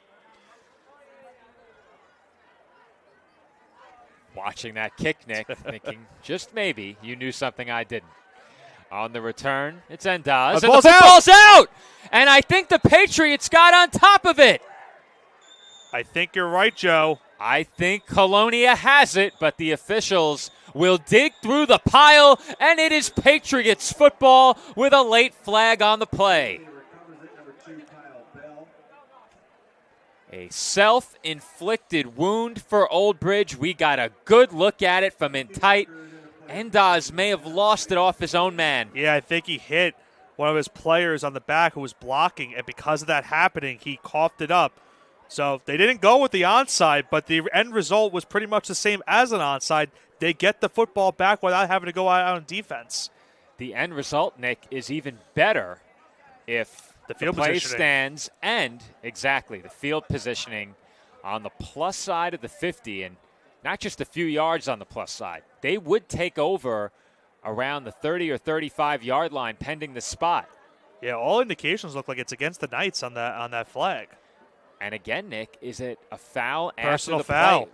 And Old Bridge now beginning to play a bit undisciplined, and that's concerning. You're leading by 28. Maybe you get a bit too comfortable, and all of a sudden they're making some mistakes that are very uncharacteristic of this team. Yeah, look at the Patriots. They're going to start this drive inside of the red zone at exactly the 20-yard line.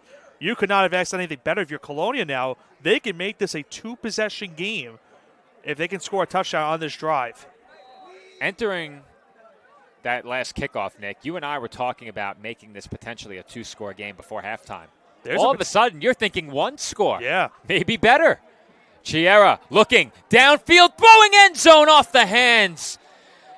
Wertman was there and couldn't reel it in.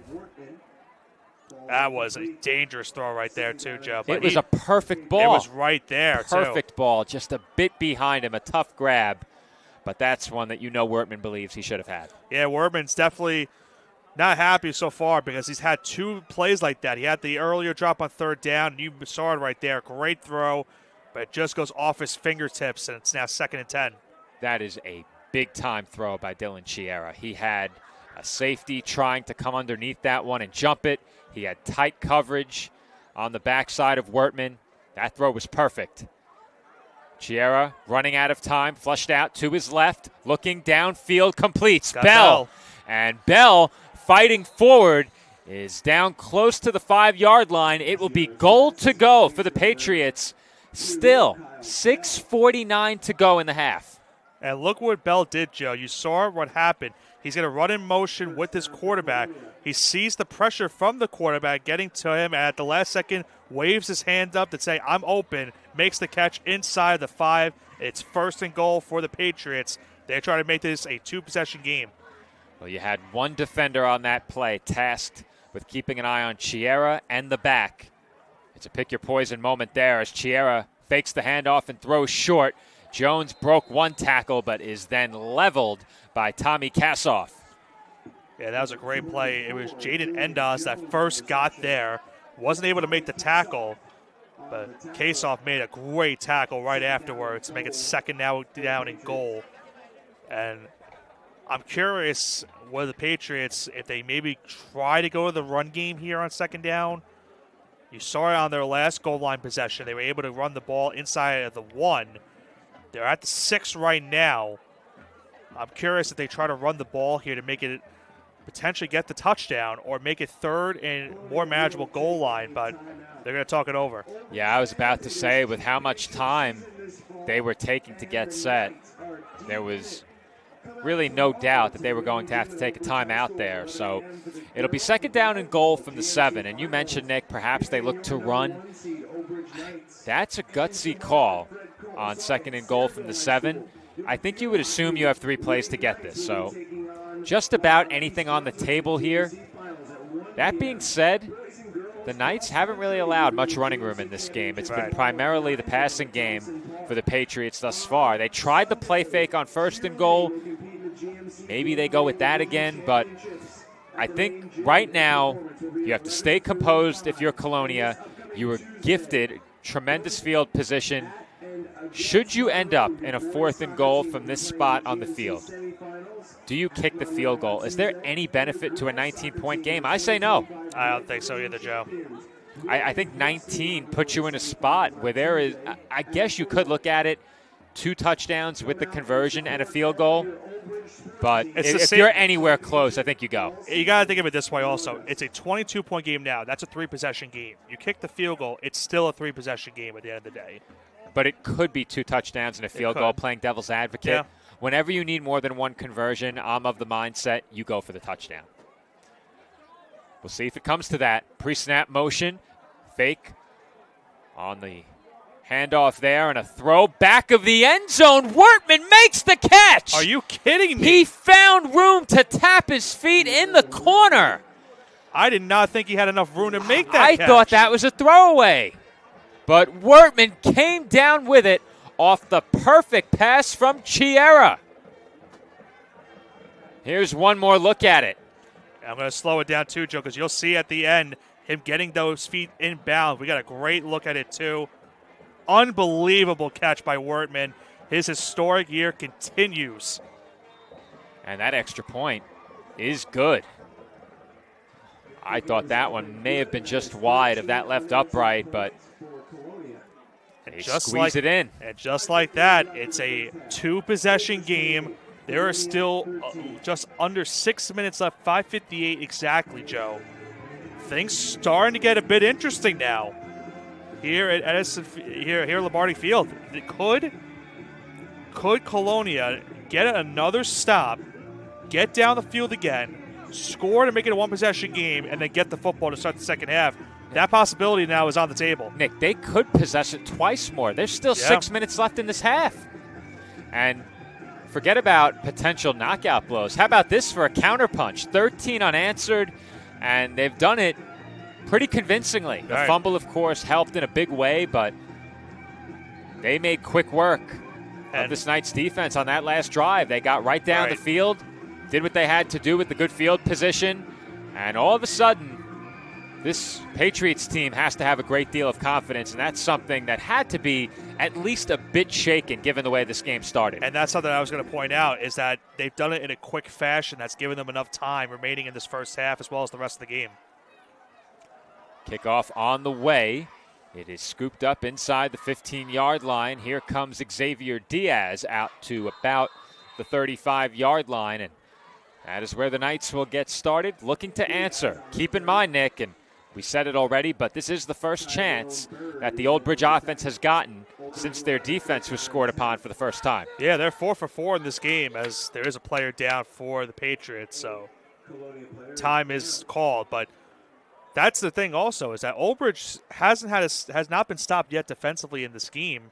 They are 4 for 4, but that fumble on the kickoff allowed Colonia to get the ball back and score. So now, if you're Old Bridge, this is a big drive coming for you here because, yes, you are 4 for 4, but now your opponent has made this a more interesting game, making it a two-possession game. So a huge drive for both sides.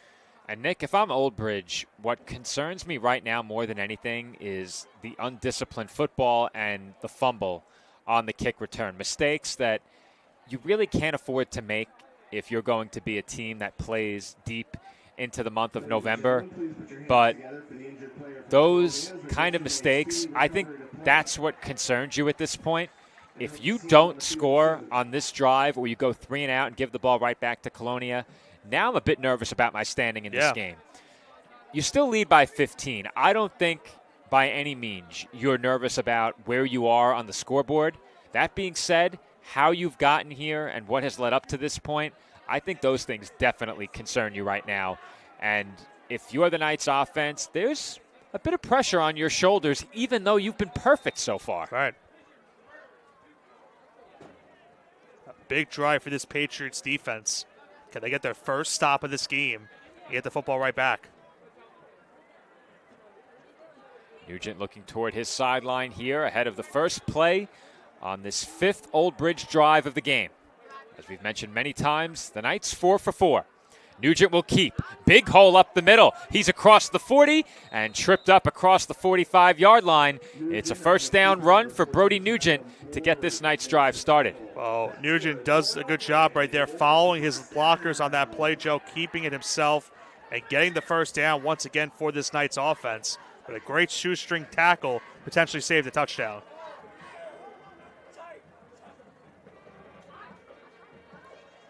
Nugent will keep again, and he leaves the defenders behind him in the offensive backfield as he's ushered out around the 40. And, Nick, they had some backside pursuit there, but Nugent just too quick to hit that hole. He picks up another first down on the ground. And he's done it very convincingly so far. And once again, you have to credit this Knights offensive line. They've had a very good start in this game. And Nugent once again able to find the spot in the field where there was really no Patriot defenders, finding that left sideline and getting knocked out of bounds at around the 40-yard line. Another Old Bridge first down. Nugent in an empty shotgun backfield once again. And, Nick, much like we saw last year now, Brody Nugent really beginning to gain some traction on the ground. That's where this Patriots team struggled to slow the Knights down last season. Pre-snap motion here. That was Chiarella. Nugent flushed out to his left, running out of time. Fires downfield. He's nearly picked off. It went straight through the hands of Tyron Holloway. That was very, very close to being a big breaking, turnaway point for this game. Almost an interception for us. And once again, Joe, Nugent had all day in the pocket, but nothing really developed down the field in the secondary. And at the very last second, almost made a throw that you don't really want to make if you're a quarterback. And you saw it right there at the tail end. That's one that you're going to want to have back. A dropped interception by Tyrone Holloway. Now, Nick, if you see that from the Old Bridge sideline, I think that concerns you as well. That is a very uncharacteristic mistake by Nugent, as once again he's forced out to his left, will throw downfield complete. And, Nick, that play turned out almost exactly the same, except that time Nugent is able to connect with Aiden Rios. And Rios, once again, is able to find him on that side of the field, Joe. And once again, another great catch by these Old Bridge receivers. Finding the sideline awareness, that's always a big thing for receivers when you're trying to coach them. And Rios found the sideline, knew he had to stay in bounds. And not only did he do that, but but he's able to get the catch and get the first down as well. And Nick, if you're Colonia here, what do you say to your defensive unit at halftime? They just can't find a way to get off the field. Well, I wouldn't say it, but I would say, in my mind, I'm thinking good luck. All right. Can't say that as a coach, but I'm saying as a broadcaster, good luck. Nugent will look to throw again here on first down. This time he rolls right. Time running out for Nugent, and he wisely throws it away. How often, Nick, do you see quarterbacks go straight out of bounds there and not throw it away? Well, I was going to say the only time I see quarterbacks throw it, that play out of bounds on a sidearm throw where there's nothing there. I think Patrick Mahomes is like the only type of player I see someone doing that. Too often when you watch football, even at the NFL level, quarterbacks will scramble out of bounds behind the line of scrimmage instead of throwing the ball away. When you're outside of the tackle box, there is no downside to throwing the ball away. Right. And so often that gets lost in the heat of the pass rush. And I get it, 300-pounder chasing after you. I've never experienced that. Don't want to. Definitely not 185 pounds. You know, maybe closer to 210 I could manage, but definitely not at this weight. Another timeout. That's going to be the last timeout of the first half for Old Bridge. There is still nearly 5 minutes to go in this half. It's hard to believe. It has been a long first half. The Knights talking things over ahead of a 2nd and 10. It's been a testament to the offenses in this game. There's been a couple of penalties as well, but both teams have been using their timeouts in different spots. For Colonia, they've been using it to try to give their defense a little bit bigger of a breather. For the Knights, it's been more of trying to figure out what they're going to call next on offense. After that last completion, let's see what they try to draw up here on 2nd down, because once again, you're in the spot right now where you feel comfortable taking a field goal if you get into that range. But you also, of course, want to get a touchdown or any type of points on this drive. Well, you know that this Knights team has a lot of confidence in Michael Ferretto to kick, and I think a kick does benefit you up 15. You go from a 2-score game to a 3-score game. So if it comes down to it, there is definitely a chance we would see this Knights team try a field goal. That being said, you can't have that on your mind right now. You're thinking touchdown here.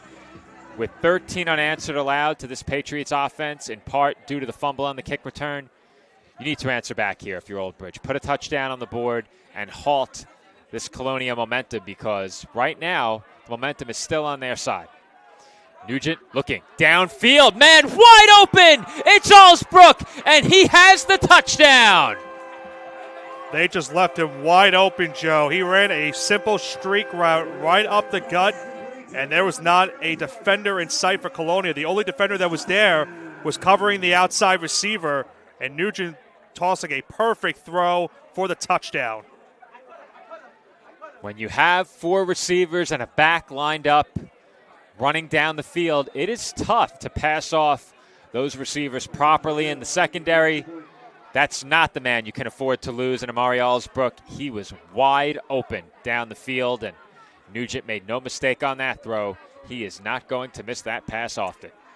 Allsbrook and Rios, a monster first half for both of them, as the extra point is good once again. It puts Old Bridge back up 22 with 4:51 to go in the first half. Ferretto, 41 for 41.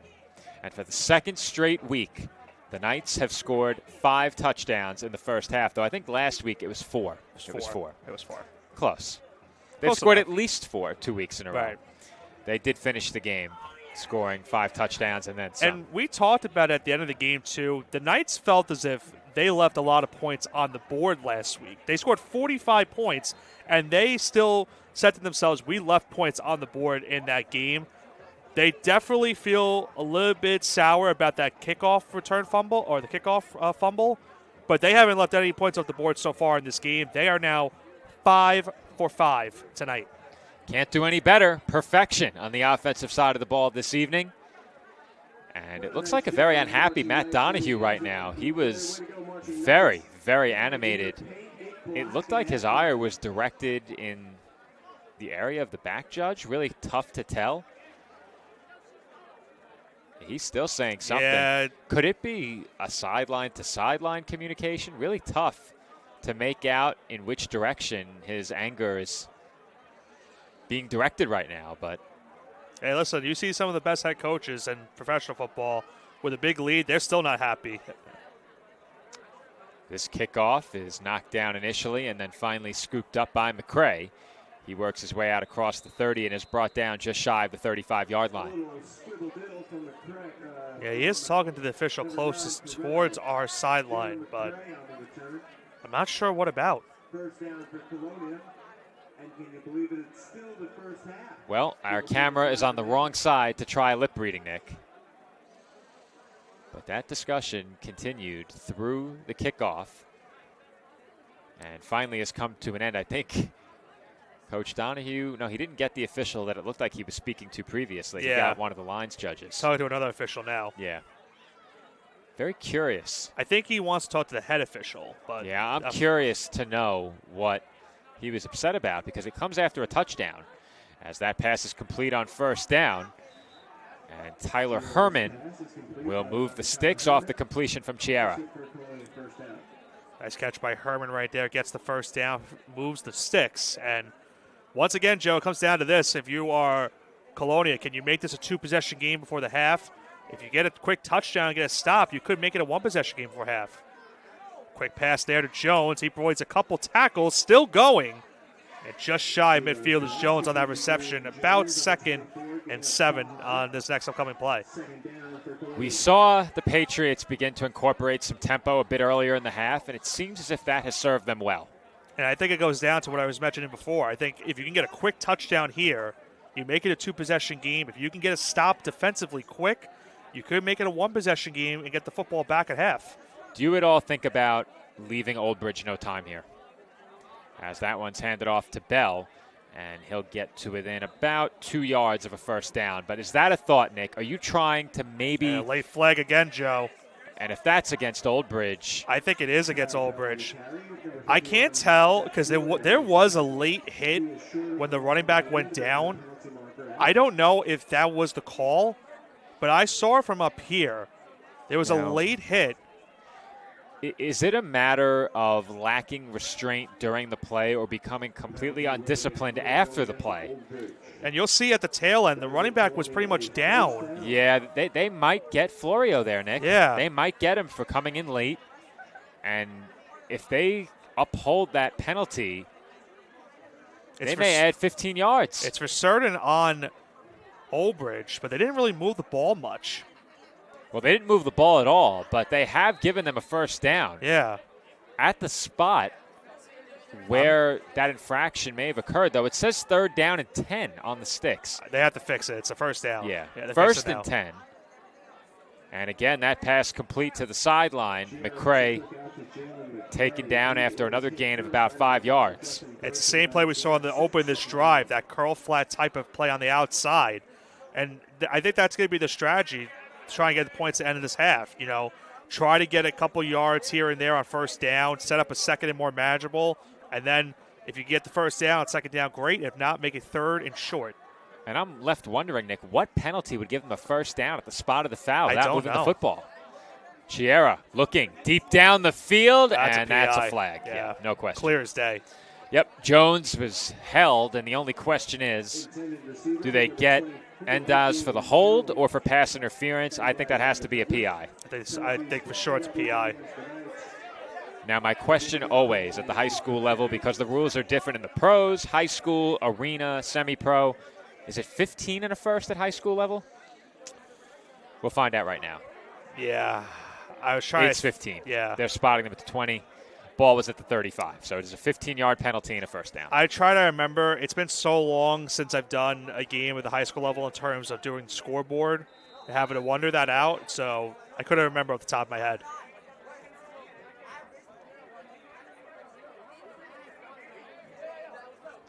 First down for the Patriots. Ball at the 20-yard line. Looking to make it 3 straight scoring drives. Jones sent in motion.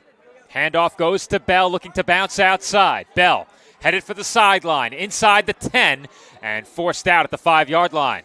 Took a shot at the end, but he did not go down. Bell with a great run right there. And he now makes it 1st, and it looks like inside the goal line at around the 5-yard line upcoming here for the Patriots. Well, if you're Old Bridge, you know at the very least you are going to get the football back before the end of this half. Still 2:42 to go. So you can't take the half with you if you're Colonia. That being said, I'm taking as much time as I can in between plays here. Clock is not running ahead of this 1st and goal snap. Chiera hands off to Bell, and he is tackled at the 2-yard line. It looks like that might have been an RPO, Nick, and based on the reaction of Julian Jones, I think he wanted the football. Let's get one more look at that play. Was it an RPO? Didn't really look like it. Didn't look like it to me, but I think it was just a read option. Yeah, it didn't look like it to me. Because the way Jones reacted, it's almost as if he thought that perhaps they could throw him the football. He does look back at the quarterback. Jones was in motion. I think maybe if anything, I think it was an RPO where you could throw it. Where you pitch it on a touch pass. Well, I think you would throw it once he's in the flat, but the problem was he was going towards the middle of the huddle. So it looked like a check and release. Yeah. He ended up in the flat. Speaking of a mess right there, errant snap, false start on the offense. Back him up 5 yards, and those are 5 big yards as they had a 2nd and goal from inside the 2. I think I'm looking back at it. If you look at where Jones is, he's right around where the snap gets taken. Yeah, so but watch his head turn around once he checks and releases. I think that they had the option to throw him the football in the flat if Chiera kept it. Yeah. And I only say that based on his reaction. Right. After the play was over, he looked a bit frustrated. Obviously, we're not in the headset. We don't know what the play call was, but in hindsight, of course, is 2020. You never know if he was going to be open on that play. I think the only reason he got open at the end of the play was because they knew it was a run. This time, it is Wertman. He breaks 1 tackle, but that is all. As 4 Knights combined to make that tackle, and it will be 3rd and goal. As it looks like Wertman was down for a bit after that play. He gets back up, and play was stopped. And Nick, I'm not quite sure how, but there's 1:08 to go, and we've only run 2 plays since the 2:42 mark. Yeah, they've ran a lot of clock these last couple seconds. And these last couple seconds have felt like a couple minutes to us. Well, Nick, the clock was stopped at 2:42. They ran a play. And then that was the next play they ran, but the clock stopped. How did they get to 108? No clue. I don't know, Nick. I don't know. Unless I'm missing a play. Maybe the clock. They ran 2 plays. Because keep in mind, they ran 2 plays. Keep in mind the penalty also happened, and I think the clock started immediately. The clock's still running. It should be. There was an injury, and then once the player got up. I was mistaken. They ran 2 plays in between. Throw for the end zone, incomplete, but a flag comes out, and it's going to be a 1st and goal for Colonia here. It looks like PI in the end zone. Yeah, that's one you don't want to have if you're the Knights defense. And because of that, it's now going to lead to 1st and goal. Should be at around that 1-yard line. Costly penalty once again. That one hurts if you're Old Bridge because you are going to get a chance on a 4th and goal to get off the field on 4th down and take a 3-score lead into the half. Instead, this ball may get spotted at the 1. Would it be half the distance in this situation, or because it was in the end zone from this close? I think it's 1? spotted the foul, so it should be. It should be at least. I think it's typically PI is a 15-yarder. They put it at half the distance, so it is at the 3-yard line. I think you're okay with half the distance if you're the Knights. Of course, you don't want to give up the 1st down, but half the distance instead of the 1, you'll take that. Colonia won't be too upset with it either. They still have that 1 timeout in their back pocket as well. Look at this heavy Wildcat set once again for the Patriots. We've seen this already. Jones at the quarterback position looking for a hole. Can't find one. And he is stacked up at the line of scrimmage. Another and late Nick, flag. They're going to get the Knights for another personal foul. We saw them take a lot of bad penalties last week, too, in a game that was already decided. And they're making too many mistakes on the penalty yardage here. I mentioned that earlier. If you're Colonia wanting to get back into this game, you've got to force the Knights to make mistakes in terms of penalty yardage. They're doing that right now.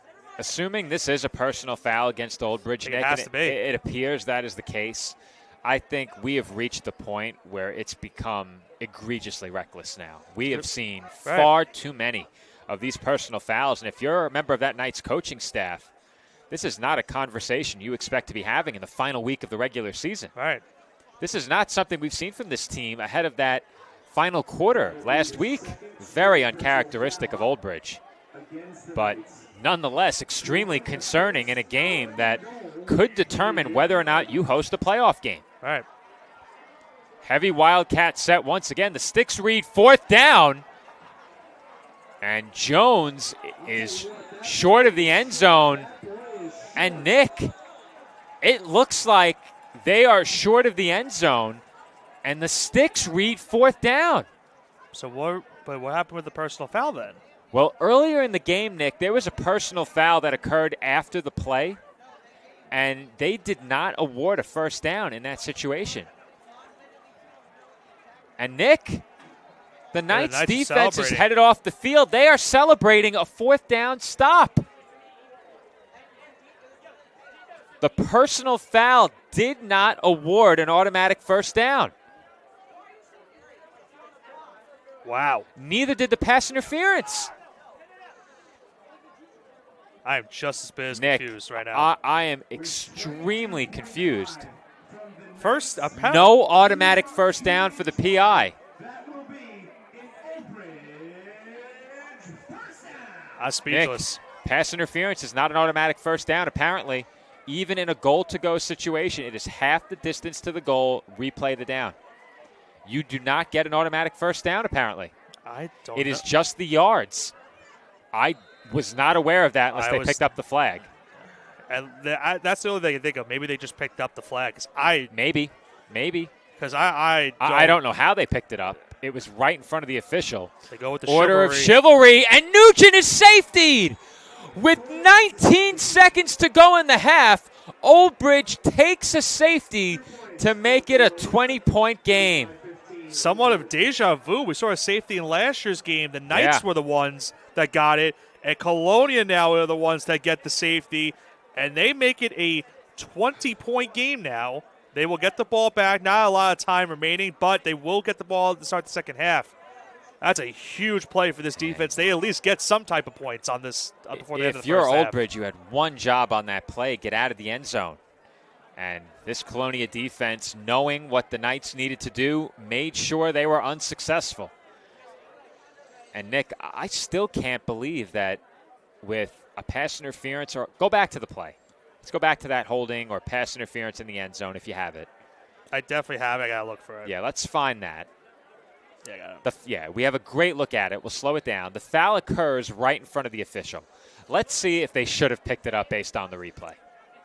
And you can see it right there. There's the pass interference, the holding. So maybe that's what it was. Maybe they just called holding and not pass interference. I don't see much there. You're going to wind that back one more time. I think they snapped it from where? The 7? It was right at the beginning of the play. That's where I saw the holding of the jersey for a second. It was very, very brief. Yeah, Nick. I don't see much there. He throws the flag there. I could definitely see a scenario where you decide to pick that one up. We don't have a good look at whether or not there was a hook there. But do we remember if they moved the ball after the play? I thought they did. I thought they did too. Go look at the next replay. See where they snapped it from. We don't have to run it, but see where they snapped it from. And what did the sticks read? Perhaps you get a look from in closer. Do you have the very next play? You don't. No. All right, so what I'll do is I'll go back at halftime and find it. Because if there's pass interference in the end zone, even if there's holding, that's an automatic first down. Yeah. And there was no argument from the Colonial sideline, which means that they either picked it up or pass interference does not award a first down. The Knights will stand up. Flag. Aaron Gonzalez on the run back, and a flag does come in late. That might be a holding, though, on Colonia. Let's see if we can spot on the replay in my feed of the game where the ball was snapped from. Holding on Colonia. All right, I just got to look at the safety back, so I need to go a bit further. But I have a second screen here, so we'll pull up All right, that's they moved it half the distance to the goal, Nick. So they didn't change the down marker. They did not. They did not. I just don't see how that's not a first The down. pass interference occurred on a 3rd and goal from the 12. Right. The penalty occurred, and the following play was also a 3rd and goal. So it was not holding. It had to have been pass interference. In that position, if you're beat, but even if it's what's to stop you from just tackling a player in the end zone and saying, all right, try again? But even if it's pass interference, that should be a first down. We think so. But is pass interference an automatic first down in high school football? From what I've done, yeah. I agree. So, Nick, they moved the spot to the 3. The next snap came from the 3. They went, my mistake, Nick. They went from the 7 to the 3. Right. It was half the distance to the goal. No first down. No first down. It is not an automatic first down. How is that Chiera, possible? again, throwing sideline. They have 3.7 to go. And now it is going to be Hail Mary time on the final play of the half. Very unusual, Nick. I'm going to make some phone calls after this and confirm. From all the games I've covered, You've covered a lot more than I have. Yeah, they've always called a first down. I always thought it was an automatic first down and a 15-yard penalty. But it appears they gave half the distance to the goal, no first down. Right. Very low snap. Chiera looking downfield. That will not reach the end zone, and he wisely throws it away. And that will bring us to halftime. Our score at the break, Old Bridge 35 and Colonia 15. The Knights led this game 28-0. Colonia scored 13 unanswered. The Knights responded with a touchdown and a safety. Wraps up the first half scoring. Old Bridge takes a 20-point lead into the break. When we come back, the second half from Lombardi Field in Old Bridge.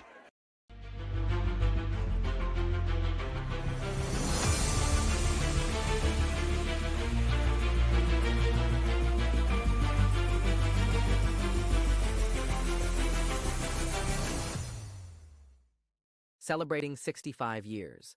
The Old Bridge Rebels Youth Organization is the longest-running and most successful youth organization, serving Old Bridge Township. The Rebels are the premier football and cheer organization with a long and rich history in coaching and developing our community's future leaders. Through proper guidance and leadership, the Rebels program assists the youth in developing the qualities of safe play, discipline, teamwork, fundamentals, and well-being. We will continue to focus on these goals while maintaining a strong presence in the community. Check us out at swsrebels.org.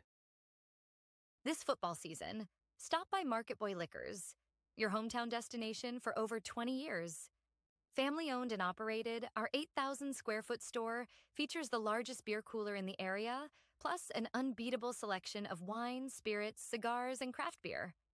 Conveniently located at 1132 Englishtown Road, Old Bridge, New Jersey, 08857, Market Boy Liquors is proud to serve our community with the best variety and friendly service.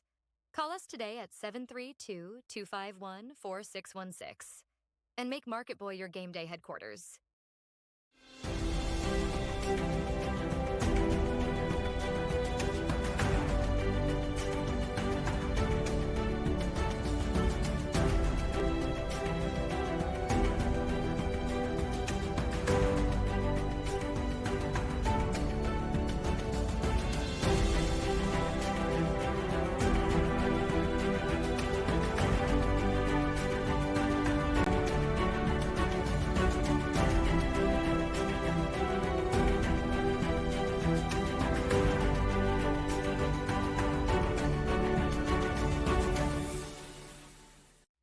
When it comes to buying and selling a home, do it with Peter Hunt's Home Team, powered by Century 21. For years, Peter has dedicated his life to the real estate industry, offering help and care to all of his clients. With experience and proven results, Peter is an award-winning realtor and the top producer for Century 21 Action Plus. A resident of Old Bridge, put Peter to work at selling your home or finding the home of your dreams. Call 1-800-299-2129 or reach Peter directly at 908-601-4934. For raising the standard in facility services and commercial cleaning, look to Pritchard Industries. For over 35 years, our commitment to creating clean, healthy, and safe environments is unwavering, ensuring that your facility not only looks pristine, but also promotes well-being and productivity so your business can excel. Specializing in comprehensive commercial cleaning solutions, advanced facility services, responsible sustainable practices, and innovative technology, contact us now at pritchardindustries.com. Pritchard Industries, here for you.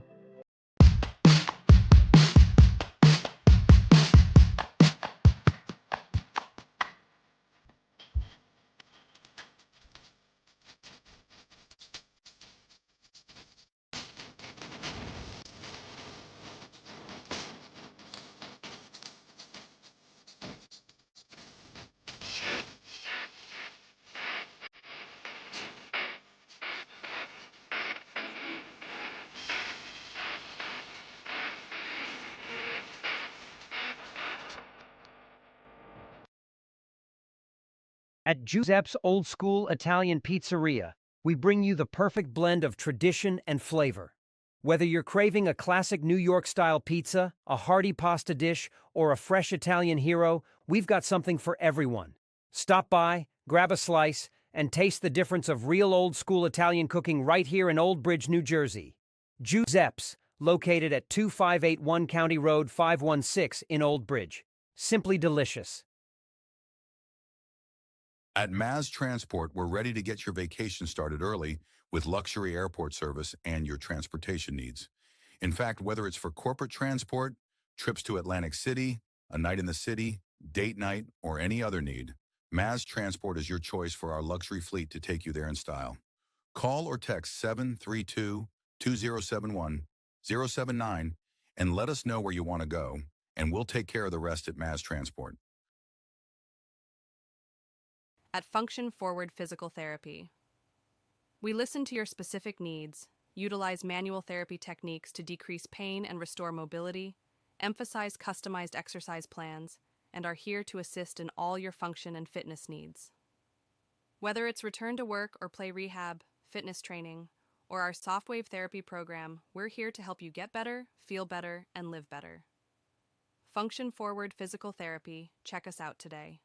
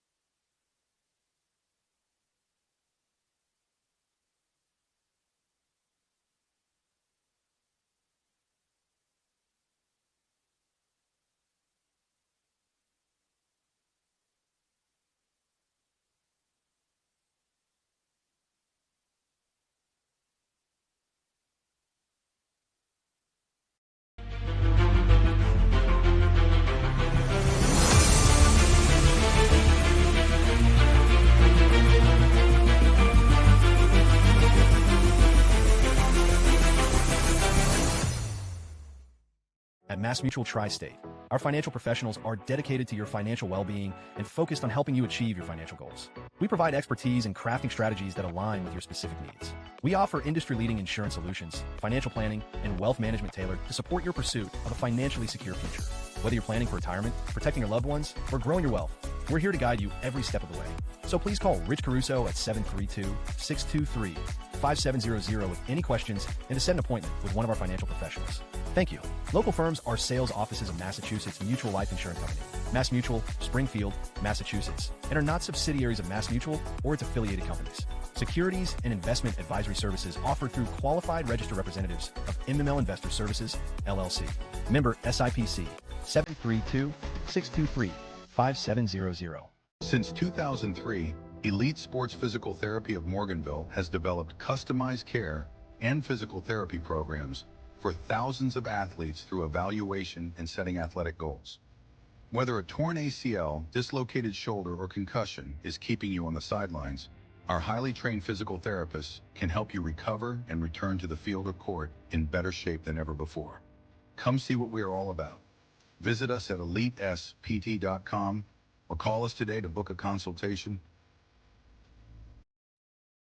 At Bagel Boy Bagel Shop in Old Bridge, we're more than just bagels. Come visit us at 2329 County Road 516, where we bake our bagels and bread fresh daily, have the freshest fruit and veggie platters, and an assortment of sandwiches and plates that are sure to satisfy. Bagel Boy is a proud sponsor of all things Old Bridge. Go Knights and go to Bagel Boy.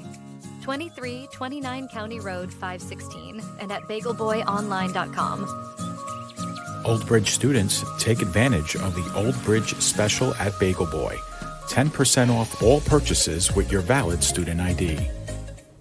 Protect your family, pets, and your wallet with Anchor Pest Control. We provide coverage for all your pest removal needs, and our all-inclusive service saves you money. We've designed our services to be both comprehensive and budget-friendly for homeowners. Plus, with our premium service, you'll get a free mosquito application. See how Anchor stacks up against the competition. Visit us, anchorpestcontrol.net, or call 888-623-2847 for information and service.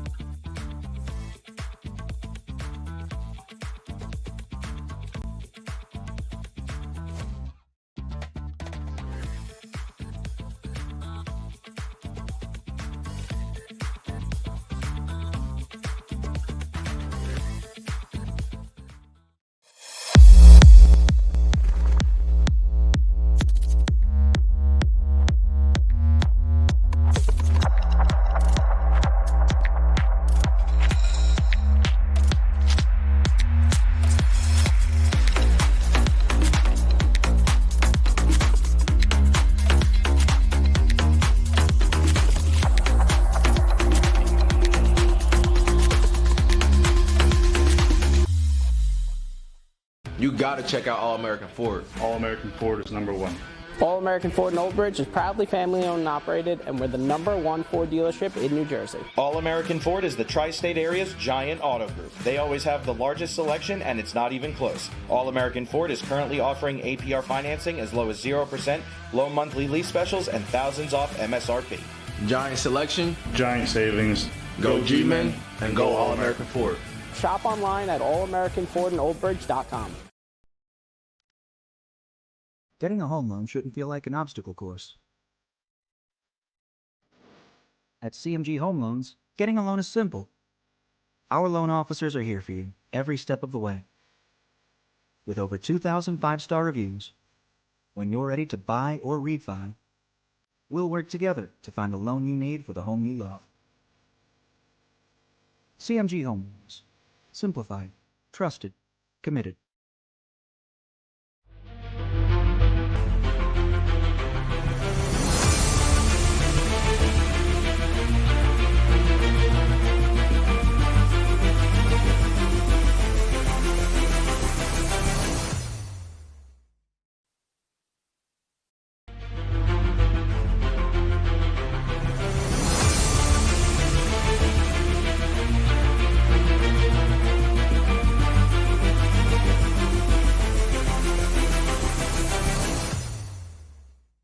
Celebrating 65 years, the Old Bridge Rebels Youth Organization is the longest-running and most successful youth organization, serving Old Bridge Township. The Rebels are the premier football and cheer organization with a long and rich history in coaching and developing our community's future leaders. Through proper guidance and leadership, the Rebels program assists the youth in developing the qualities of safe play, discipline, teamwork, fundamentals, and well-being. We will continue to focus on these goals while maintaining a strong presence in the community. Check us out at swsrebels.org. This football season, stop by Market Boy Liquors. your hometown destination for over 20 years. Family owned and operated, our 8,000 square foot store features the largest beer cooler in the area, plus an unbeatable selection of wines, spirits, cigars, and craft beer.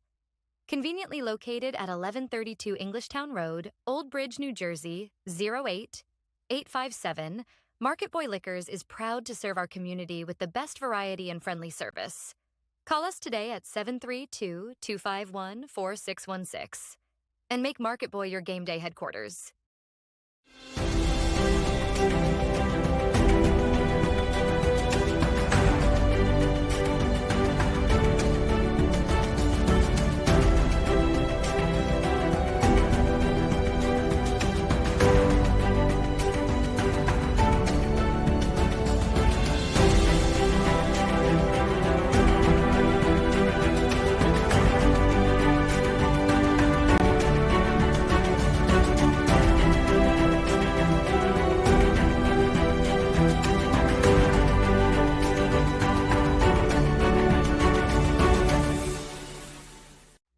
When it comes to buying and selling a home, do it with Peter Hunt's home team, powered by Century 21.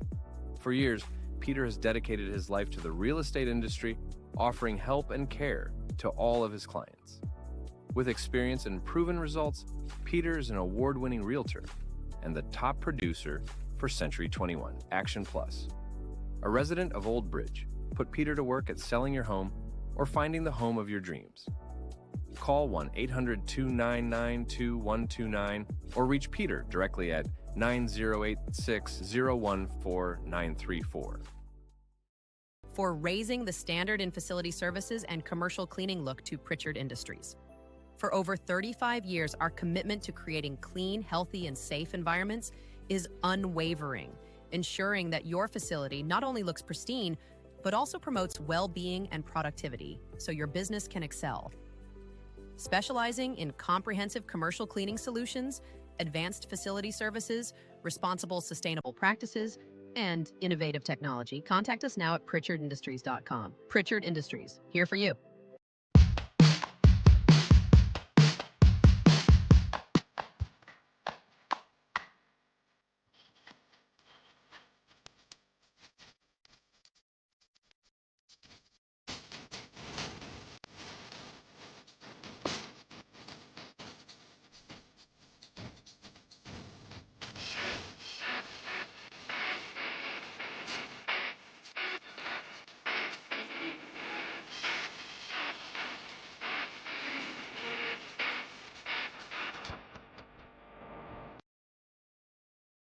At Giuseppe's Old School Italian Pizzeria, we bring you the perfect blend of tradition and flavor. Whether you're craving a classic New York-style pizza, a hearty pasta dish, or a fresh Italian hero, we've got something for everyone. Stop by, grab a slice, and taste the difference of real old-school Italian cooking right here in Old Bridge, New Jersey. Giuseppe's, located at 2581 County Road 516 in Old Bridge. Simply delicious. At Maz Transport, we're ready to get your vacation started early with luxury airport service and your transportation needs. In fact, whether it's for corporate transport, trips to Atlantic City, a night in the city, date night, or any other need, Maz Transport is your choice for our luxury fleet to take you there in style. Call or text 732-2071-079 and let us know where you want to go, and we'll take care of the rest at Maz Transport. At Function Forward Physical Therapy, we listen to your specific needs, utilize manual therapy techniques to decrease pain and restore mobility, emphasize customized exercise plans, and are here to assist in all your function and fitness needs. Whether it's return to work or play rehab, fitness training, or our softwave therapy program, we're here to help you get better, feel better, and live better. Function Forward Physical Therapy. Check us out today.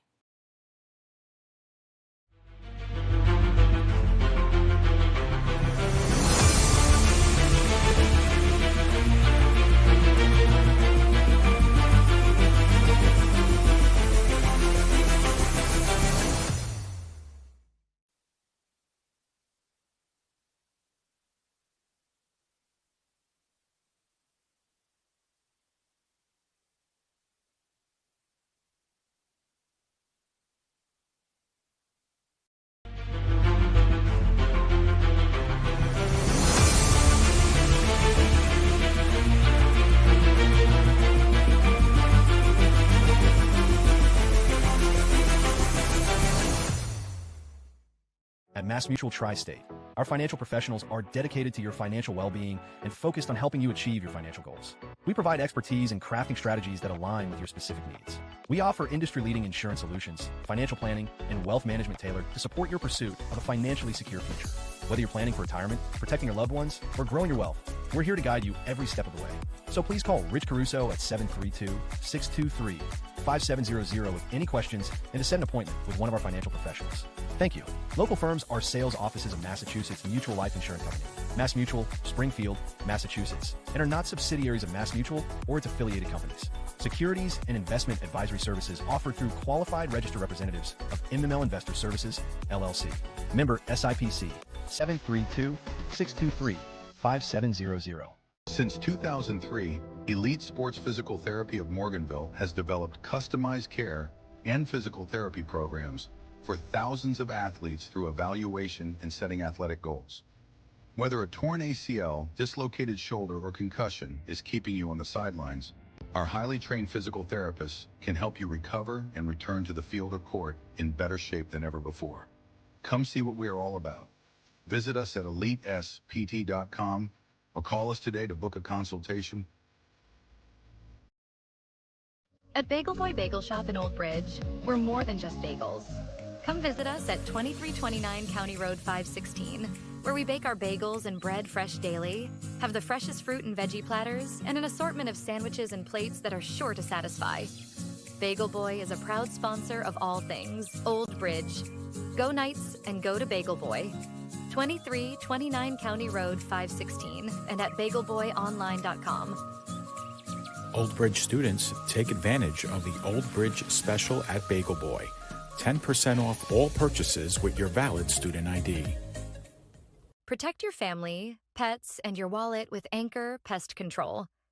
We provide coverage for all your pest removal needs, and our all-inclusive service saves you money. We've designed our services to be both comprehensive and budget-friendly for homeowners. Plus, with our premium service, you'll get a free mosquito application. See how Anchor stacks up against the competition. Visit us, anchorpestcontrol.net, or call 888-623-2847 for information and service.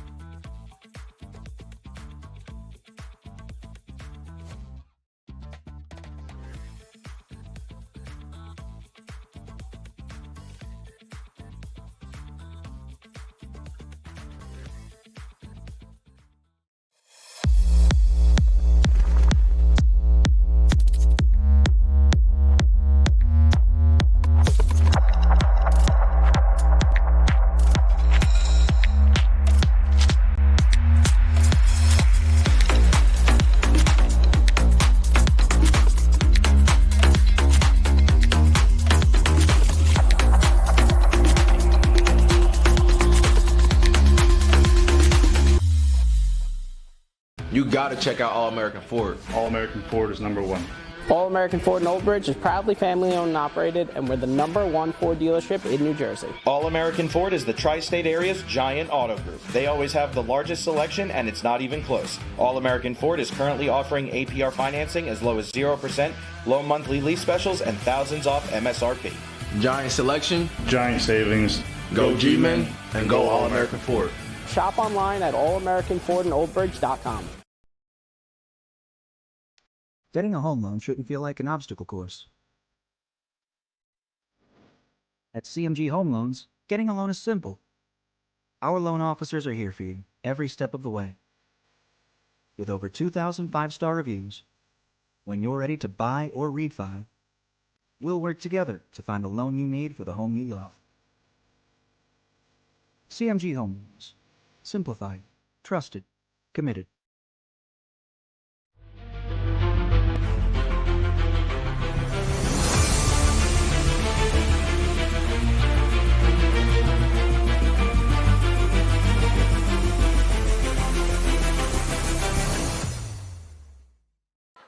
Joe Foreman and Nicholas Bavona back with you from Lombardi Field in Old Bridge, where the Knights are set to kick off to begin the third quarter.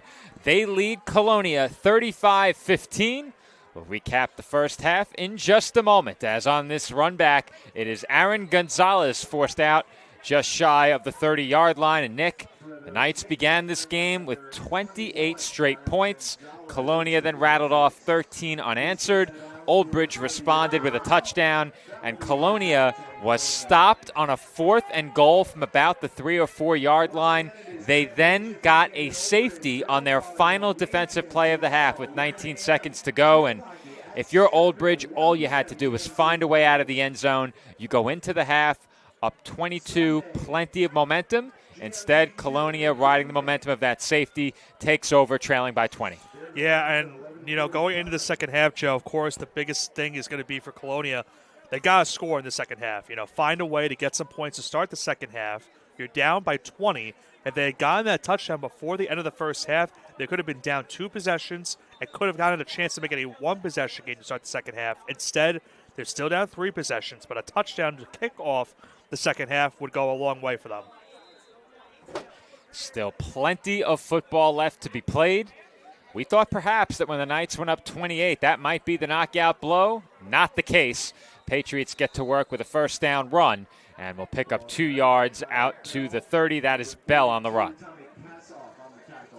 About a 2-yard pickup, looks like on that play for Bell to make it 2nd and 8. And I think the big another thing, too, for Old Bridge is that one of the things that probably was the biggest difference of the first half and the second, going into the second half, is that their penalty yardage was a big factor for Colonia getting back in this game, too. So that might have been tipped at the line. Nonetheless, it is incomplete. It's now 3rd down. And we saw for much of the first half, the Knights' defense seemed impenetrable. Did you pick up anything on those 2 scoring drives that changed? I think for me, what I noticed is the tempo. I think that certainly helped. But what really began to click offensively? I think, they're not looking down the field as often, looking for that big play. They're kind of just looking towards that dip and dunk type of play where you're going towards the sideline for those curl flats. You're looking up the middle to try to find something there. So they're not trying to go flashy with these last couple plays. And right on cue, it's another sideline play for the first down. Yeah, I think that's a good point you make, Nick. This offense for Colonia, since they fell behind by 28, has done a really good job forcing this Old Bridge defense to cover sideline to sideline. And so far, the Knights have been reluctant to put a defender underneath those intermediate sideline patterns. And the quick sideline outs, they haven't been able to cover those. And it's been a situation where if you're the Patriots, you'll take 5 yards. If they're giving it to you on that one, they needed a bit more. They got it, no problem. First down from just outside of their own 45. It's a handoff. Bell looking to turn up field, could not find any running room, and he's tackled for no gain. I think the only thing that's problematic with doing that, Joe, is that there's still a good amount of time left in this game. But I feel as if you're at the point of your Colonia where you're going to want to score quick, because you have to believe Old Bridge, once they get the ball back, is going to try to milk some clock, try to run the ball a bit more like we saw at the end of that first half. I think if you're Colonia, they got to find a way to score something quick and force Old Bridge to try to do something on the next offensive possession. Trailing by 3 scores, you really can't afford to allow much more in terms of points, as that one is dropped by Julian Jones. And that will bring up a 3rd and 10. Now, trailing by 20. If you pick up half of this and cross midfield. Yes. Yes, you're going? Yep. I'd be very interested to see if the Patriots would go for it in that situation. I think you have to, Joe. Their defense has really struggled today. Yeah. Against that night offense. I think that's the key factor, as I thought they got moving early in the offensive backfield. And Chiera will throw complete. And Wertman has the first down for now. There is a flag around the line of scrimmage. And the Knights are pointing in the direction of Colonia. Yeah, I'm pretty sure that's going to be holding, and that's indeed the case. Back them up 10, and that will bring up a 3rd and 20. So any thoughts of going for it on 4th would require a big completion here on 3rd.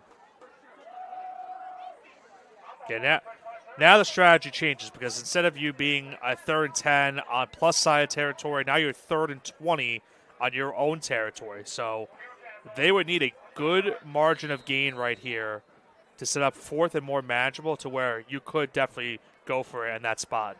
Now, if you're the Knights and that pass had been incomplete, do you accept the holding or you make it 4th and 10? I think you accept it. You think you let him run another play? Yeah. I don't know if I would. I'd probably decline it and let it be 4th and 10. Chiara again looking to throw, pressured, rolling to his right, has some time, and that is tipped and nearly picked. Valinati got a hand on it, and no decision to be made here. They'll have to punt. Yeah, no choice now. They have to punt in that spot. 4th and 20 coming up here, and once again, Joe, we saw it in the secondary. There is just nothing right there for Chiara, and he tried to make something. He was looking towards the sideline, found his receiver at the last moment, but you mentioned that Valinati tipped it, almost got intercepted off of the tip. And it's a good start to the second half for the Old Bridge defense.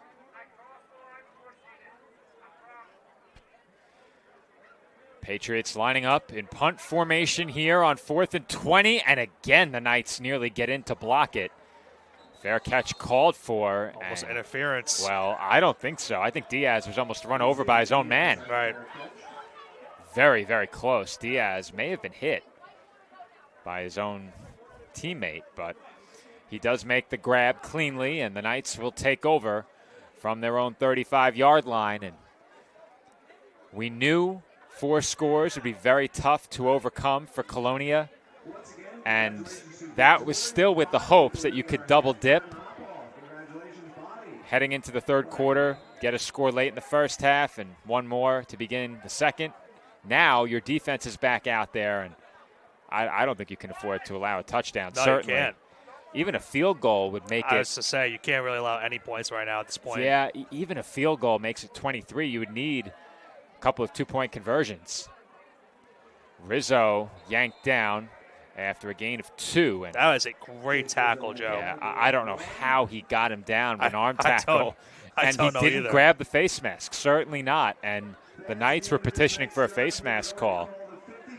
But that was a good no call. Yeah, because Rizzo was going to have a lot of space right here. It's a really good tackle by Julian Jones. Rizzo the motion man on 2nd down. Nugent will keep. He has some room.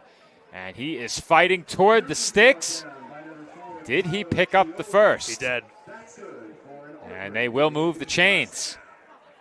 And Nick, we saw this on the last Old Bridge drive ahead of the safety. They could not stop the ground game. Brody Nugent and this offense just kept moving forward, and it almost seemed effortless. Yeah, I mean, you see it right here. They fake the handoff to the outside. He goes straight up the middle, and he's been doing that a lot the last couple of minutes.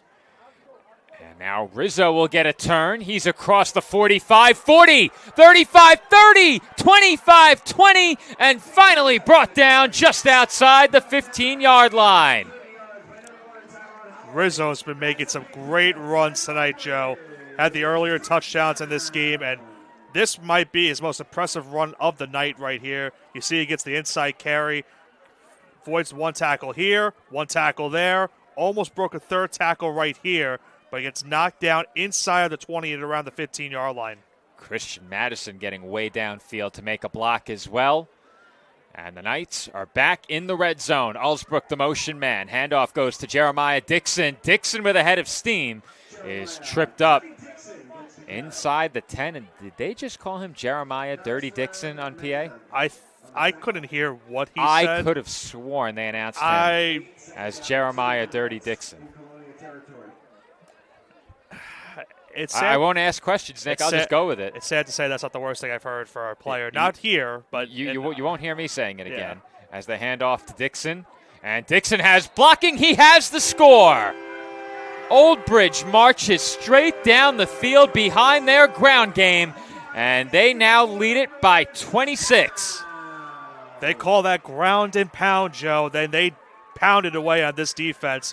Easy running, no resistance question. there, Nick. No resistance whatsoever. No resistance. And I think that is the scariest part of this Old Bridge team here tonight is that their offensive line, this has probably been the best I've seen this offensive line play all season. And they've been great this year. I can't think of a game where they've had an off night. You could argue, as much as we talk about the offense and the defense, the offensive line might be the most impressive unit on this team. And it's tough to make out who got the key block. We don't have replays from in very close where we can see the battle in the trenches. But given the kind of holes that open up in the running game for Old Bridge, you know that unit is doing their job, and not just doing their job, they're doing it really, really well. And they're doing it in an impressive way. I mean, you mentioned it, no resistance on that play. There was not even a play where Old Bridge had to sweat out and think that, oh, man, if we don't get this, we're not going to be able to get a couple first downs or not. They made that one look super easy, just running the football down the field with a multitude of players. And now they go up big in this game, 27-point lead for the Knights. And with still about 7:25 to go in this third quarter. Well, Nick, we spoke about it during the first half, maybe a bit prematurely, given what we saw late in half number one. Is that score there to go up 4 possessions? Is that the knockout blow? By my estimation, I think yes. I think it is. They just haven't been able to slow down this Old Bridge offense. They don't have a stop. 6 for 6. Yeah, I think that's really the key. And to your point before, when we questioned whether or not they would go for it on a 4th and 10 from their own 45, I said it after you made the point. I think the key factor in that decision is that you just haven't been able to come up with a stop yet. And last year, they did not allow this Old Bridge offense to score on offense until the second half. Right. And the Knights still managed 36 points, albeit a couple of overtime touchdowns. But you still have to find a way to punch it in during overtime. It's not as if you're starting from the 5. You're starting from the 25. Old Bridge will kick off here. 7:25 to go in the third quarter. It's a short kick toward the near side. That one taken by Chiola, looking to reverse field, and a good open field tackle by Jaden Endaz. Tripped him up inside of the 30. I think, what you look at how this matchup was compared to last year, too, you have to think about it this way. Last year wasn't a great year for Colonia. They finished under 500. They were 4-6. And for Old Bridge, they had an up and down season as well. These two teams have really upgraded and have developed well this season. And Old Bridge has really shown it in this game here tonight. The pass protection has been great. The run protection has been great. They're winning the battle in the trenches. And their defense is playing one of the top offenses in all of New Jersey. And they're just shutting them down easily right now. And it's showing on the scoreboard. I think the job that this Knights offense has done in this game, it could be their best performance of the season. As they'll throw short here. And this time the Knights are ready for the underneath pass. Endaz there on the tackle. Herman with the reception, gain of a couple, maybe 3 on the play. And I think without question, Nick, you're going to see the Patriots hurry the rest of the way. If they don't score on this drive, I think that seals it. And I talked about earlier, when you asked about the importance of keeping the win streak going into the playoffs, that's big because right now, look at the way the score has gone. This is going to be lingering with this team for the next week. No matter what the final outcome is, they just haven't really played the way they've been playing the last couple weeks. And this wouldn't be, as that is ruled incomplete.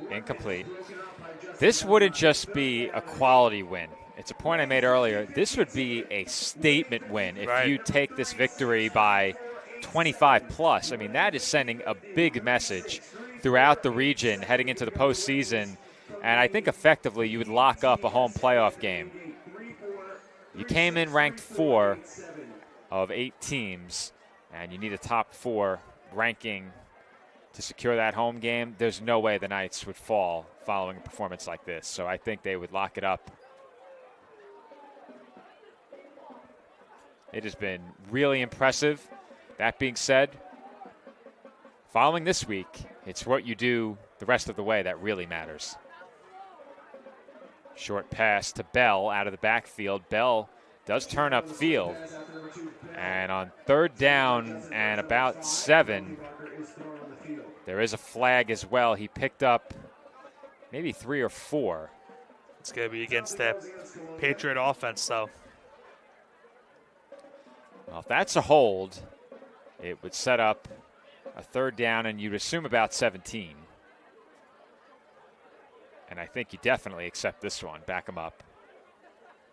Holding against Colonia. Yeah, without question, you have to. Repeat third down. They will repeat third down, and it will indeed be a third down and about 16 or 17 yards. So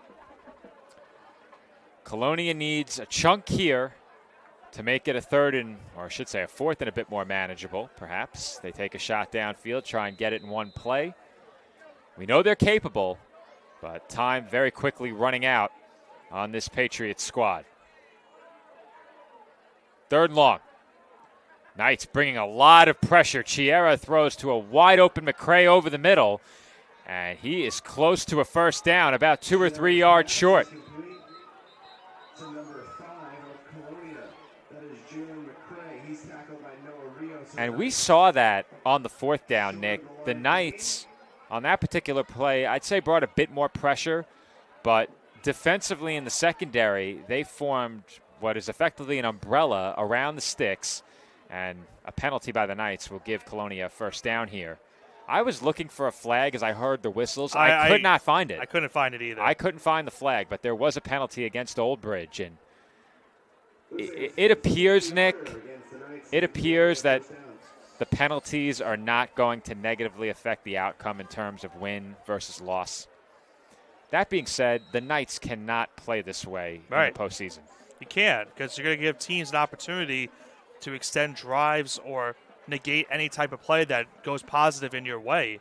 And that's been a problem the last 2 weeks, especially because they had those penalties at the end of the game last week, and there's been some penalties tonight that have really hurt them. Thankfully, that one play at the end of the first half didn't really hurt them because it was not an automatic first down.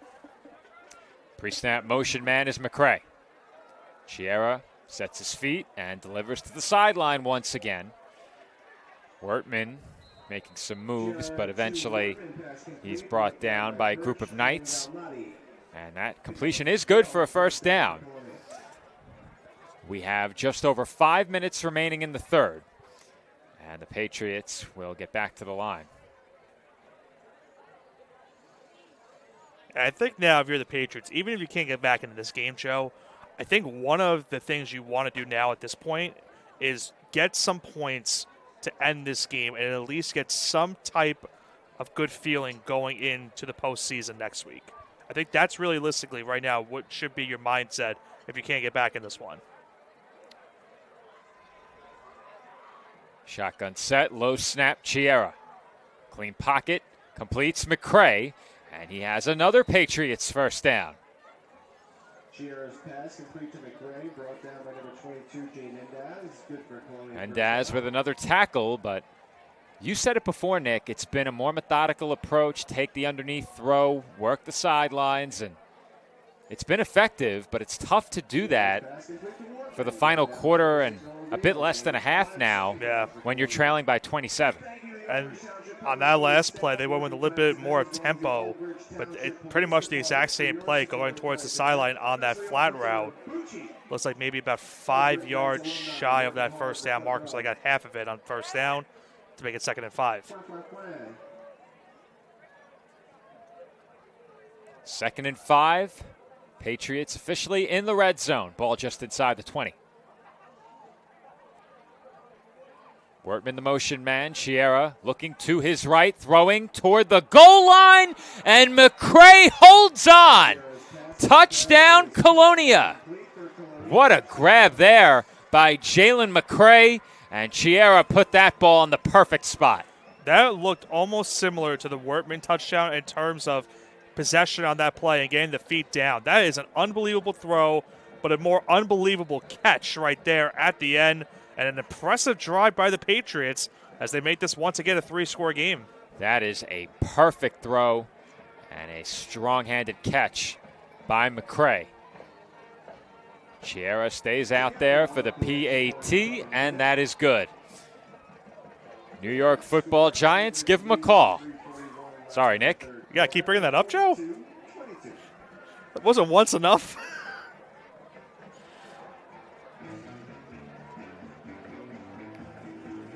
Nonetheless, how about this game, Joe? Once again, a lot of points. We are at 64 points, and we still have another quarter to play, as well as 3:41 to go in this quarter. It has been really a different game since about the midway point of the second quarter. Old Bridge was up 28 almost immediately, it felt like. They scored 21 in the first. Or did they get to 28? I'm trying to do it off of the memory bank. Did they get to 28 in the first, Nick? You were nodding, but you were thinking. Yes, they did get there. So they get to 28 in the first quarter. Since the start of the second, it's been Colonia +8. It's been really a different game. Defensively, Colonia has not been able to figure things out, but their offense certainly has. And were it not for the stop on 4th and goal by Old Bridge, if you add 6 points here, instead of a 20-point game, you're looking at a 14-point game right now. Right. That's a really big difference. That's if you get difference. the touchdown. If you add 7, then you're a bit closer, 13. And can you imagine? They come back to win it by 1. It's a short kick, fair caught. Now, that had to be an attempted onside, Nick, but Too much it was air. never threatening. Yeah, never too much threatening. air on it. Yeah. And when you have a receiver up front there in Michael Chiarella, you're pretty confident in his ability to secure that one. And I feel like, every game we get asked the question as to how do you stop this Knights defense? And I know it was posed earlier in this game. It's really tough because we've seen the last couple drives, their running game has gotten involved heavily. But the way this game started, too, for them is that their passing game was inefficient. Allsburg made a couple big catches. We saw Rios make a couple big catches as well. That's why it's really tough to really stop this offense, and that's why they were they're 6 for 6 to start this game. If I'm game planning to slow them down, Nick, I'm trying to make Brody Nugent uncomfortable and keep him in the pocket. Make him get rid of the ball quickly from the pocket. Don't let him scramble. Don't let him run. And I think when you have a good pair of backs like Dixon and Rizzo, and your attention goes to Nugent, it does open the door for big runs by that duo, and they're very capable. I think you have to live with that as a defense because we've seen Brody Nugent break off 50-plus yarders running the ball consistently. Right. We've seen him when given time. He doesn't make mistakes throwing the football. You need to make him uncomfortable, and you can't let him beat you on the ground. I think it comes down to keeping him between the tackles. That's your best chance.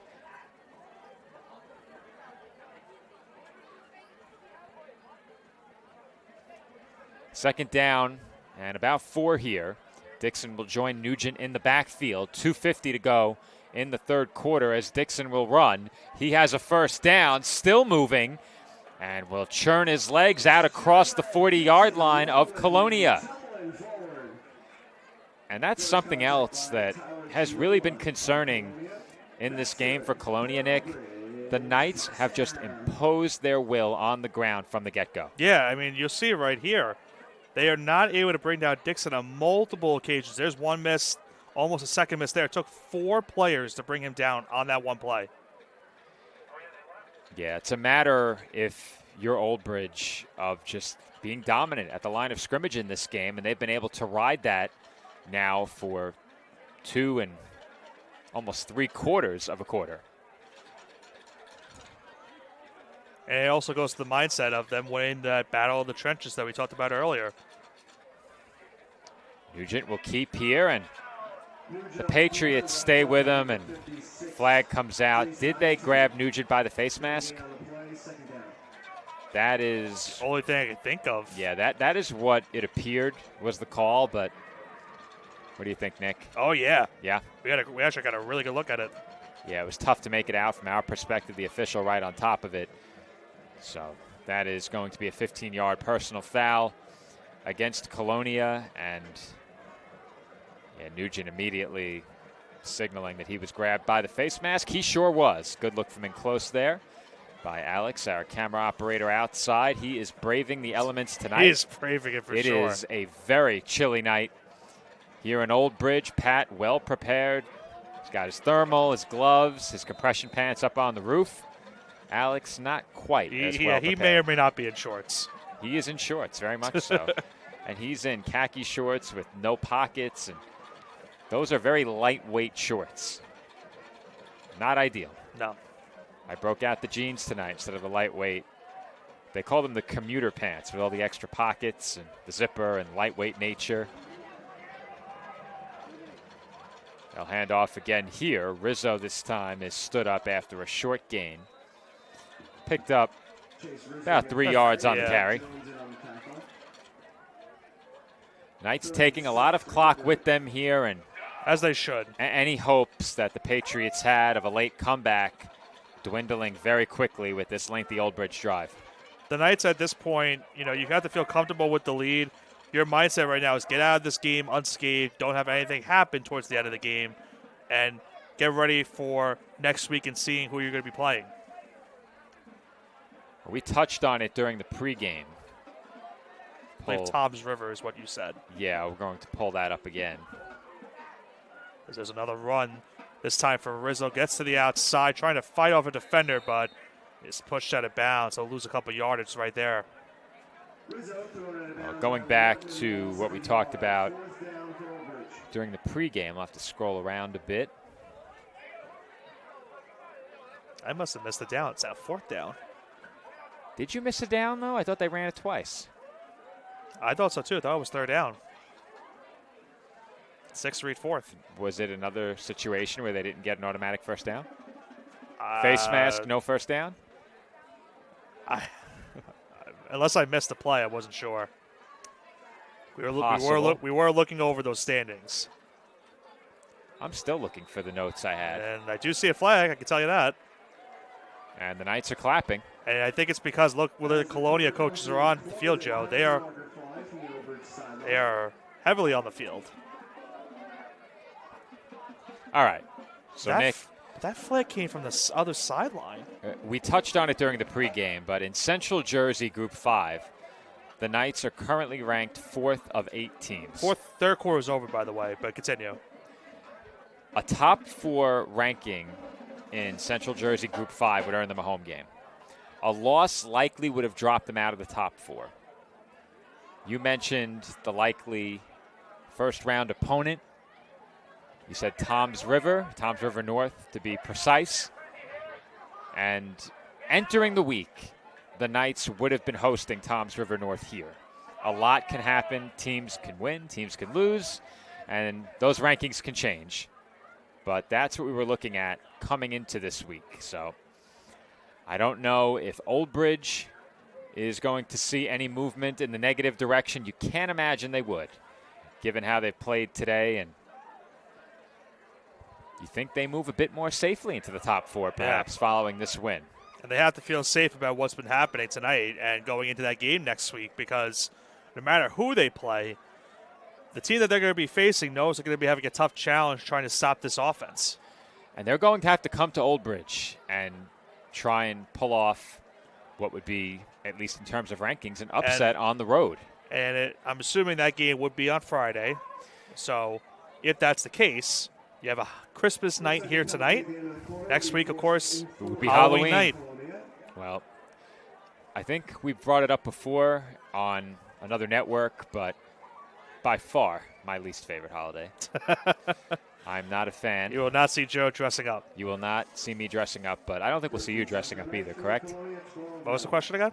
I don't think we'll see you dressing up either, correct? No. So I have a party the next day, but not that day. We did, a survey of our crew elsewhere. We do games for the College of Staten Island as well, and covering games there. We took a look around the press box, and we're going one by one who would dress up. That flag, by the way, was on Colonia, so it is a first down for the Knights. Me, you, and Pat all here tonight, all also working over at CSI. We're all a no for the costumes. Pat said he would show up in his birthday suit. That is not a costume. Why'd you bring that up? He said it. He said it. I thought that was an off-the-air comment. That is not a costume. That is a quick trip into the back of a police car for Mr. G upstairs. He meant it in jest, of course. Of course. As we await this play, I thought a moment of levity might be nice. But, I mean, a playoff spot or a playoff matchup next week on Halloween, that's certainly a scary sight for one of those two teams. See what you did there. Nugent will keep, and immediately the Patriots are right on him. And, Nick, I think that is the best mode of attack defensively. Just keep your eyes on Brody Nugent, keep him in the pocket, and hope that your defense can make some big plays somewhere along the way, because that alone is not enough to stop this Knights offense. It's a good first step.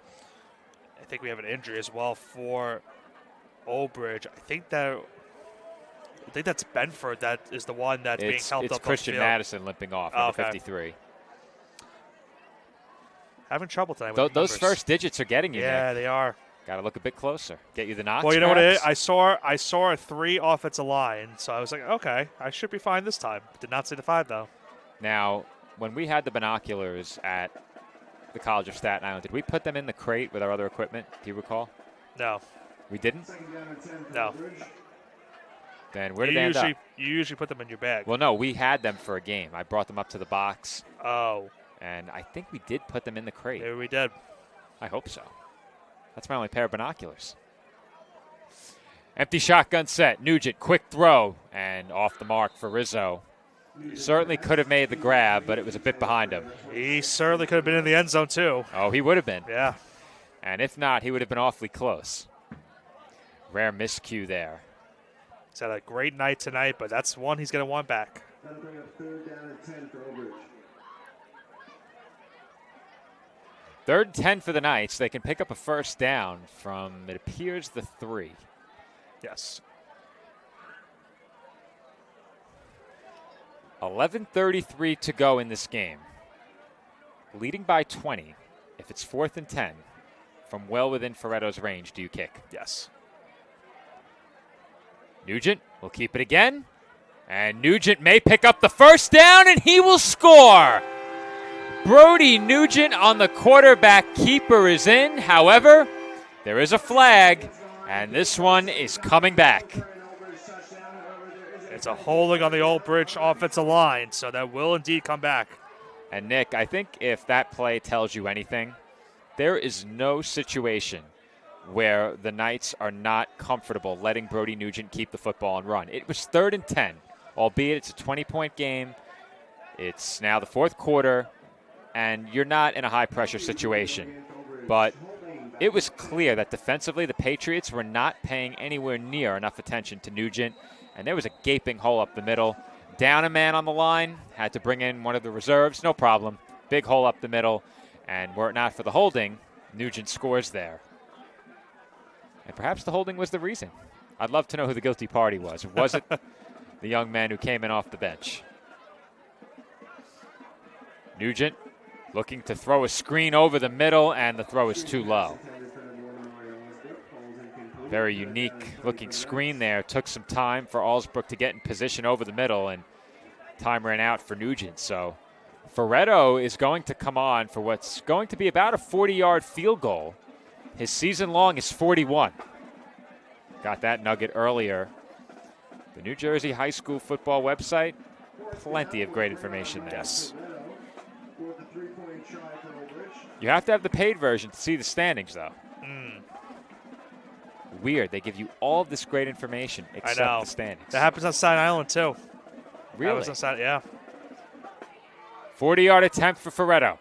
Benford, the long snapper. Nugent, the hold.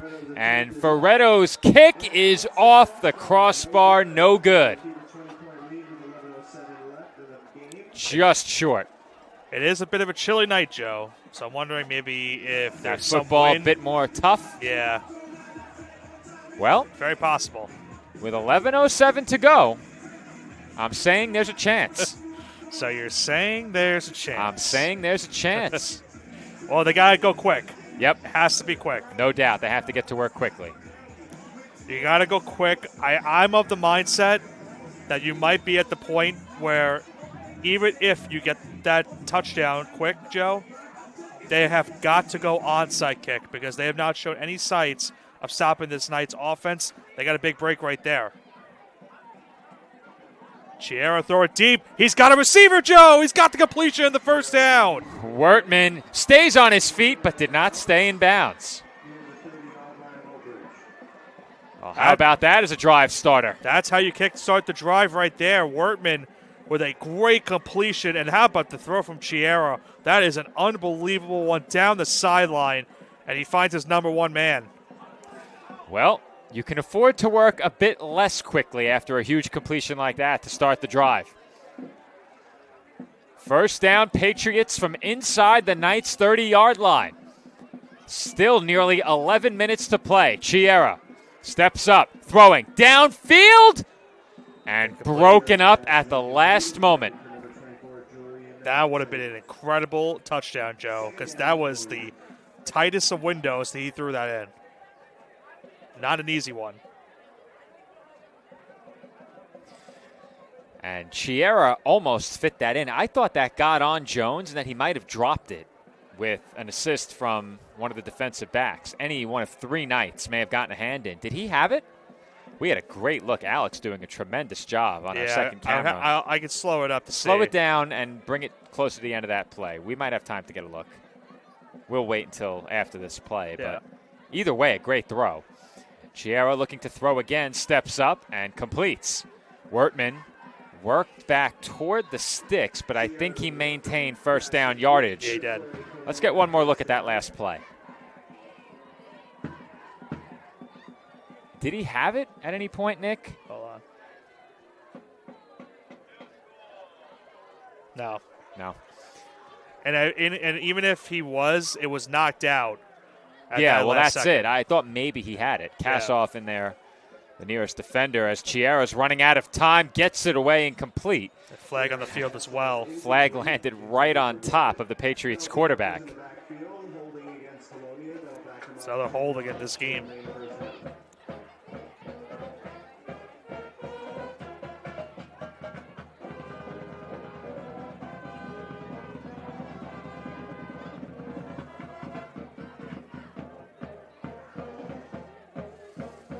So they'll spot this one at about the 26-yard line.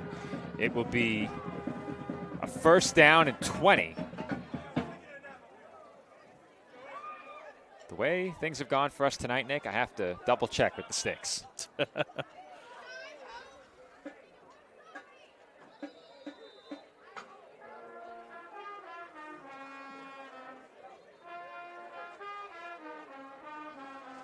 Clock running right now. It's about to hit the 10-minute mark. Looking to throw. Chiera deep downfield and over the head of Wertman out of bounds.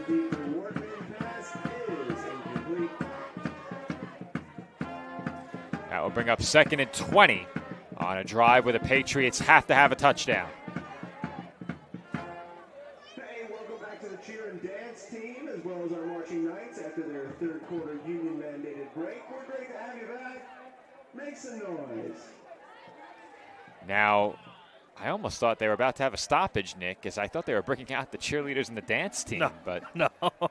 There's a quick shout out. I was thinking media timeout. We do have those at the college level. As I say, we're about to see those in a couple weeks for basketball. Admittedly, basketball and football, probably the two most exciting sports to call. This is Chiera. Under pressure, throwing, end zone, incomplete. And I don't know if he sensed the pressure coming from behind, but he did get it away. Valinati in with the pressure. And now it's going to be 3rd and 20. Undoubtedly, you have 4 downs to get this, but still a long way to go for the Patriots offense.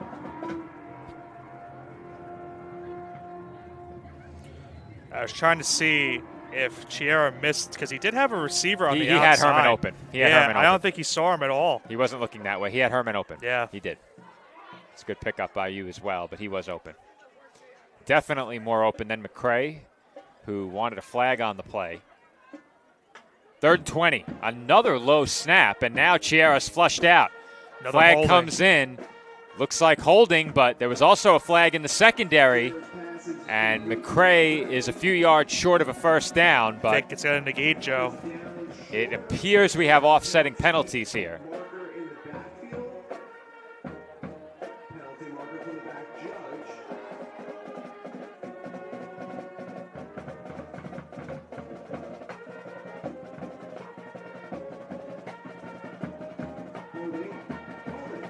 And we are correct, Nick. Offsetting penalties, replay 3rd and 20.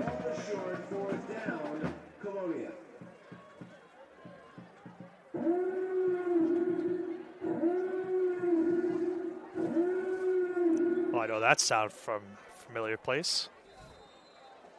Well, too bad. I know it from Star Wars. You know it from working for the Jets. No, that's the Yankee Stadium. The Jets don't use that? No. Oh, no, it is the Yankees. You're right. You're right. Wow. That's bad. Chiera looking to throw. Got hit and nearly intercepted. Valinati had a chance on the diving attempt. But that will bring up 4th and 20, and the game is very much on the line right here if you're Colonia.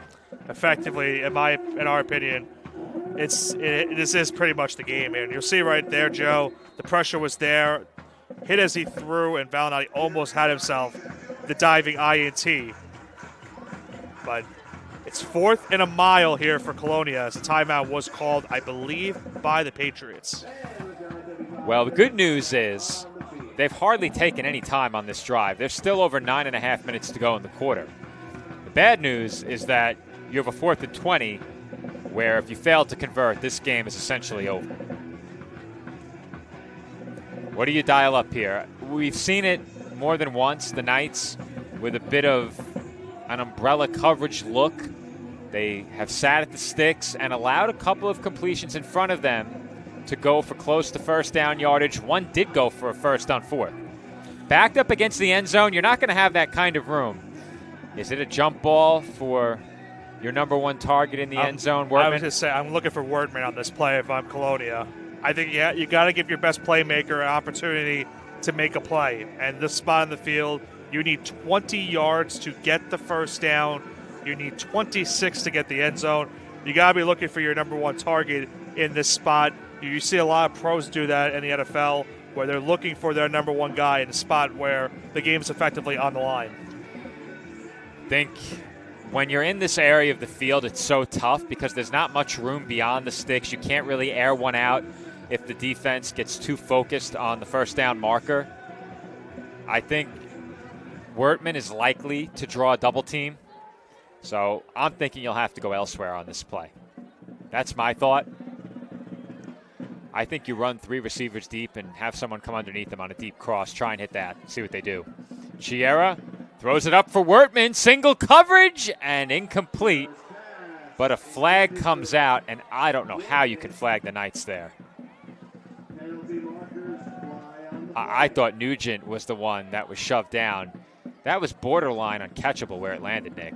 And, Joe, they called it offensive pass interference. That's the right call. That was the call. That's the right call. It was a push-off. Without question, Wortman pushed off. Nick, slow that one down. Look near the top of the screen. They had it. They had it.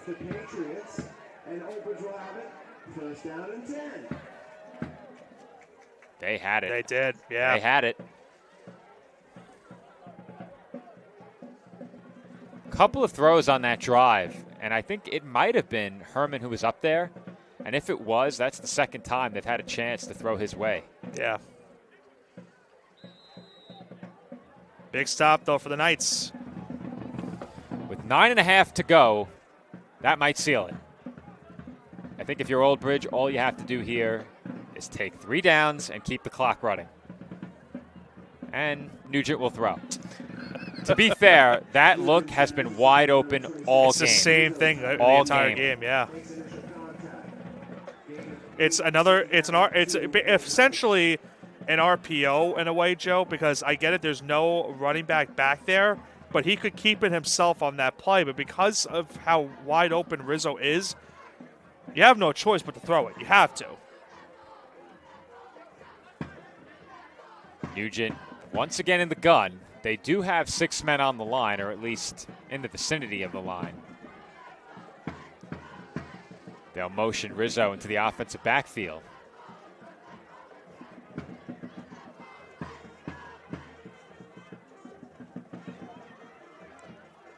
And Nugent will hand off. Rizzo initially made a man miss, but Jason Eiton able to make the tackle.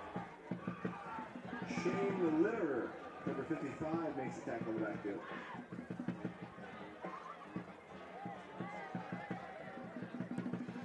Third down. Knights need about 4 for a first. But wisely, they have let the clock run. And any hopes of a late rally for the Patriots hinge on them getting a stop here on third down.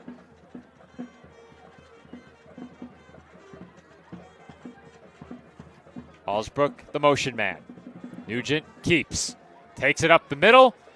And he is able to pick up the first down, move the chains. He just got it with that last effort. And the drive continues for Old Bridge, still leading by 20. Another big play by Nugent in this game, and another flag is on the field. Was that for a potential sideline infraction? Yeah.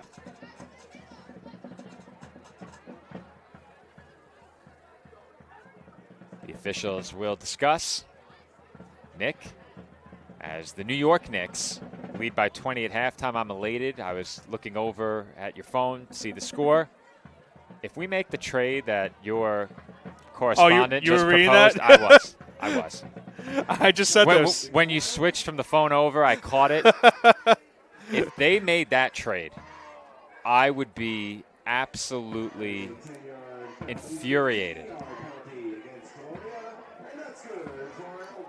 Personal foul. Colonia gives the Knights the extra 15 yards and the first down. But yeah, I like Brunson. I didn't like him out of college for obvious reasons, but well, those reasons are irrelevant. Yeah, that's why I said to them. I said this for a while back. I said you have to get over the college days. Wow. He might have beat up St. John's so much, but he's such a good player. I think he's the best Knick that has been on the team since I've become a Knicks fan in 2003.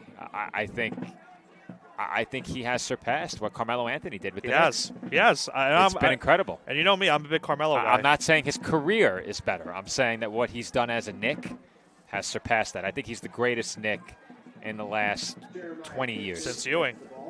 Yeah. Yeah, I was not a Knicks fan when Patrick Ewing was with the team. I grew up a Nets fan, became a Knicks fan when they traded for Stephon Marbury. Ironically enough, I was a Nets fan before that. That was the year the Nets made the finals. Another good player, Stephon Marbury. Might have had some weird situations off the court, but he was a good player on the court. There were some off-the-court incidents that may have made his time with the Knicks a bit more tumultuous than the fan base would have liked. Yeah. On court, always one of my favorite players to watch. Had a pair of Starberries when I was a kid. I had like 10. Every colorway, every iteration. This is Dixon on the second down run. As we have Santa hats flying in the crowd. Not sure if that got into the frame, but Dixon is taken down after a hard-fought gain of about 4 yards. There is a flag on the field, so this play likely coming back. Funny enough about the Starberries, my friends usually, like during my teen years, would give me a gag gift, a funny gift to make fun of me, and they got me Starberries, and I said, "You misunderstood the plot. This is what I would want." Yeah, like these are. I got good use out of them for maybe like 4 years, 5 years maybe. Now, are you ready for something incredible, Nick? The players out there on the field. Oh, I think I know where you're going with this. Many of them, well, I shouldn't say many, some may not have been alive when the Starberries debuted. The Starberries debuted when I was about 10, so that was 22 years ago. Nobody on this field was alive 22 years ago. How incredible is that to think about? Way to age ourselves, Joe. Yeah, I mean, I'm 32. And the Starberries, I remember the debut. I was in 5th grade, maybe 6th grade. So even if it was 6th grade, none of these players were alive 21 years ago. Yeah. That is really a lot for me to digest. Now I've made myself upset. You know what it is? It felt weird to me. I graduated in 2019 from college, and then obviously I feel like everyone has said this since COVID happened. It feels like ever since COVID happened, the years after have just flown by since then. I don't know if I'm the only one that thinks that, but I feel like these last, 5-6 years are just gone by like that quick. I have to admit, Nick, and I'll make the point after this play, it's third down and very long here, and they will hand off. Rizzo looking to turn up field along the sideline will wisely slide down and bounce. Very smart play. They say time flies when you're having fun. There was nothing fun about the shutdown during COVID. No. For me, I really spent that time in isolation, hard at work, building something online. Dave came up with the great idea to start PDF. It really began to gain traction about a year or two after the shutdown for COVID. But I think in terms of my professional creativity and professional opportunity, a lot of doors were open during that time of isolation that otherwise wouldn't have happened if things just continued on as they were. Right. When the shutdown began, I was a full-time employee at the College of Staten Island. I'm now a part-time employee, which admittedly is much better for my schedule. Yeah. But my entire day-to-day life shifted completely once the shutdown began. And they say that time flies when you're having fun, and I think many of those opportunities that presented themselves post-lockdown and post-pandemic have changed my life for the better. Part-time work at CSI, the birth of PDF, the growth of my own online business, learning how to code computers, so many different things that I learned during that time span have benefited me greatly and made life, admittedly, a lot more enjoyable. Right. Yeah, and I think, also looking at it too, it's something that when it first happened, I remember specifically where I was and, what I was doing.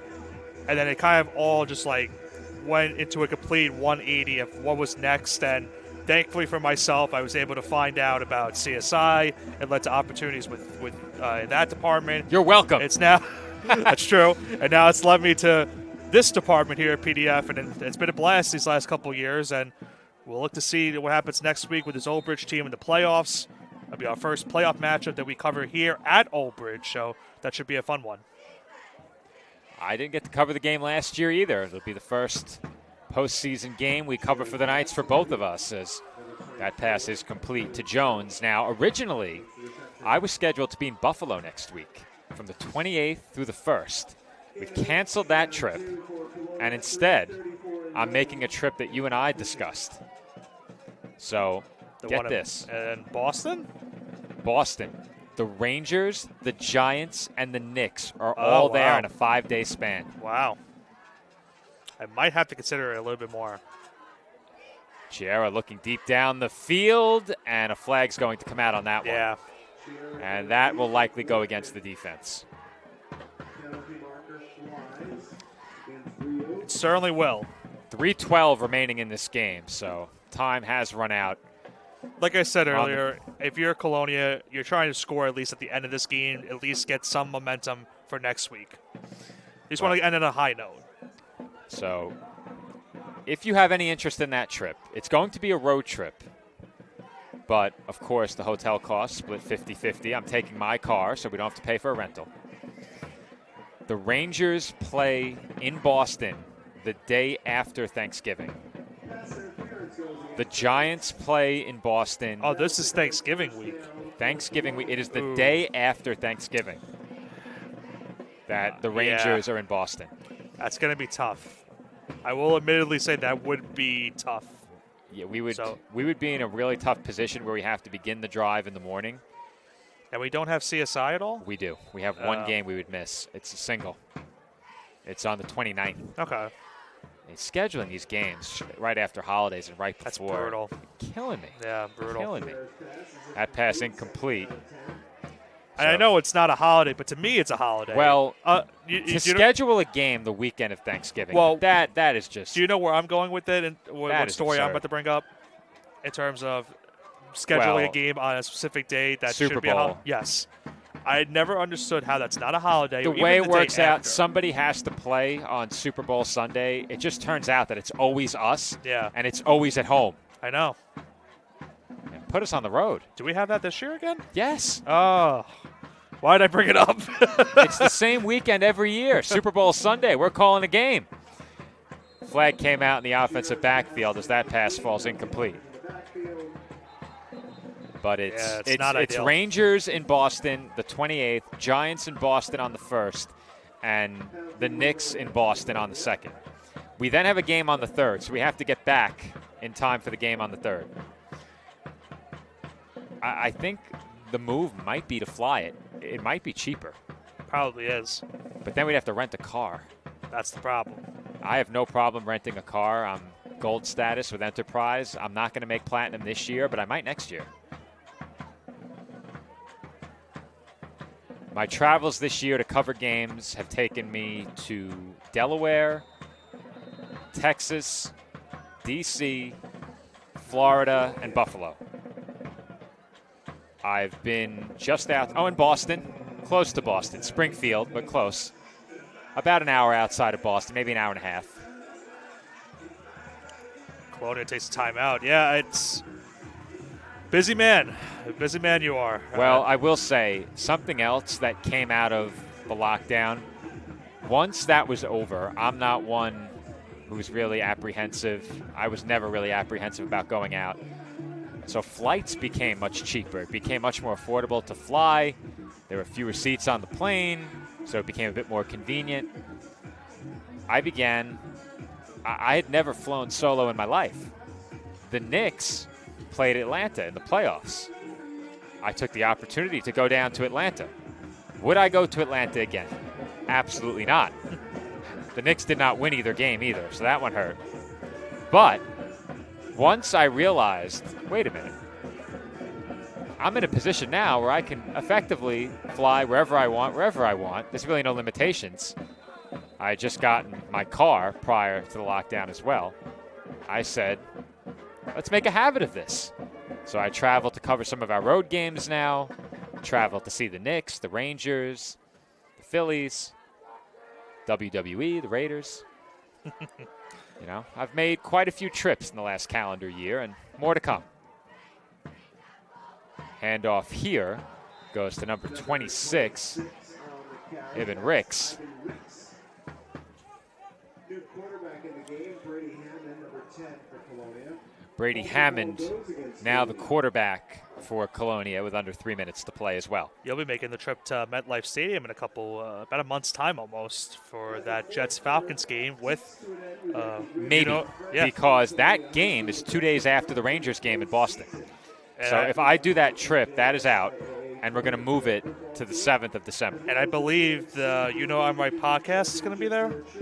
The You Know I'm Right podcast in the past has partnered with Away Game Tailgate. Yes. So they sponsor a tailgate for fans of the visiting team. But we had really nice turnouts both times that we attended that tailgate. And I must say, they do a great job. I'm very much looking forward to it if they are indeed the sponsor and company again. Nick works with them. His show, You Know I'm Right, airs on the PDF Sports Network. Rick's on the carry there. Goes nowhere. It'll be 4th down, but they do a great job. And check out You Know I'm right here on the PDF Sports Network, one of many different offerings outside of our game day broadcasts. You Know I'm Right, hosting the biggest names in sports, media, and entertainment. Nick Durst, our colleague here at PDF, along with a fellow PDF colleague, Joe Calabrese, host the You Know I'm Right podcast. Joe has gotten a lot of work calling games for Rockets Hockey Club. My status there, we'll call it in limbo. I don't expect to be back in Bridgewater this year, but Joe there many times, multiple days a week, does a great job.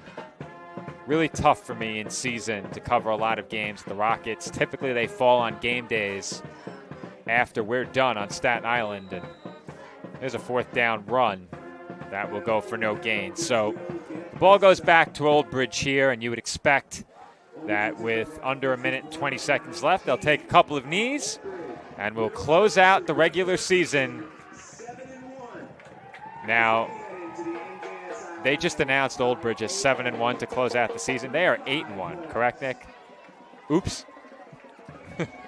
I was about to say they're going to close out on a 6-game winning streak with a record of 8-1. Oh, Joe, if you know me, if Nick's double checking. It's 8-1. It's 8-1. I had to double check, but you know me. If I was on PA, I'm not making that announcement. Ooh. No offense. No offense. Well, you're making it. You're making it correctly. Yeah. They do a great job here. It's okay. Don't you hate to end the season on a slip up? Yeah.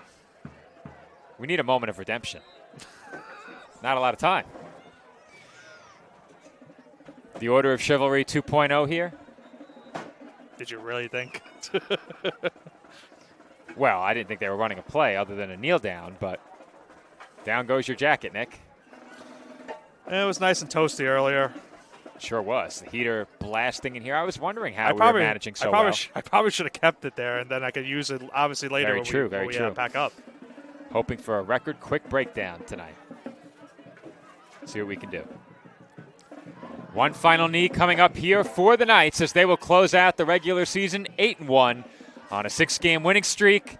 We expect to be back here at Lombardi Field next week for a playoff matchup, opponent to be determined. Nick, they knelt on the football with over 40 seconds to go. They may need to run another play. We'll see. Are the officials going to force them to? I don't think so. No. And that will do it. Old Bridge with a big win in their season finale as they knock off Colonia by a final score of 42-22. And we said it, Nick, not just a quality win, but a statement win for the Knights heading into the postseason. Yeah, I mean, everything went well for the Knights in this game, Joe. They jumped out to an amazing lead in this game, and it was one that was insurmountable for this Colonia team. They did make it a 15-point game, so you got to give the Patriots credit in that regard, but it got down to the point where the Patriots just had no answer defensively for Brody Nugent and this offense. Every single player on that offensive side, including the offensive line, who probably deserves the biggest shout-out of the night from the offensive side of things. They were just tremendous tonight in this game. They were able to force great pressure as well on the defensive side of the ball, forcing Chiaro to throw his second interception of the season. He realistically had trouble in the backfield trying to make any type of play, and it was a big statement win, as you mentioned, from this Old Bridge team. They now go to 8-1 on the season, 6-game win streak going into the playoffs next week. And as you mentioned, we'll wait to see who they play in that playoff matchup, and it'll be on Halloween night. So for some team, it will be, unfortunately, a tough way to end your season, but for one other team, they'll have a chance to move on to the postseason as well. Hard to imagine the Knights are not hosting a game here next week. I don't see any way that is not the case. So, Nick, we are not signing off for the final time this year. We fully expect to be back here in Old Bridge next week, but until then, our final score tonight, the Knights 42 and the Patriots 22. Old Bridge heads to the playoffs 8-1 on a 6-game winning streak with a huge win to close out the regular season. Once again, Joe Foreman alongside Nicholas Bavona on the call tonight. Thank you, everyone, for tuning in here on the PDF Sports Network, and enjoy the rest of your Friday night.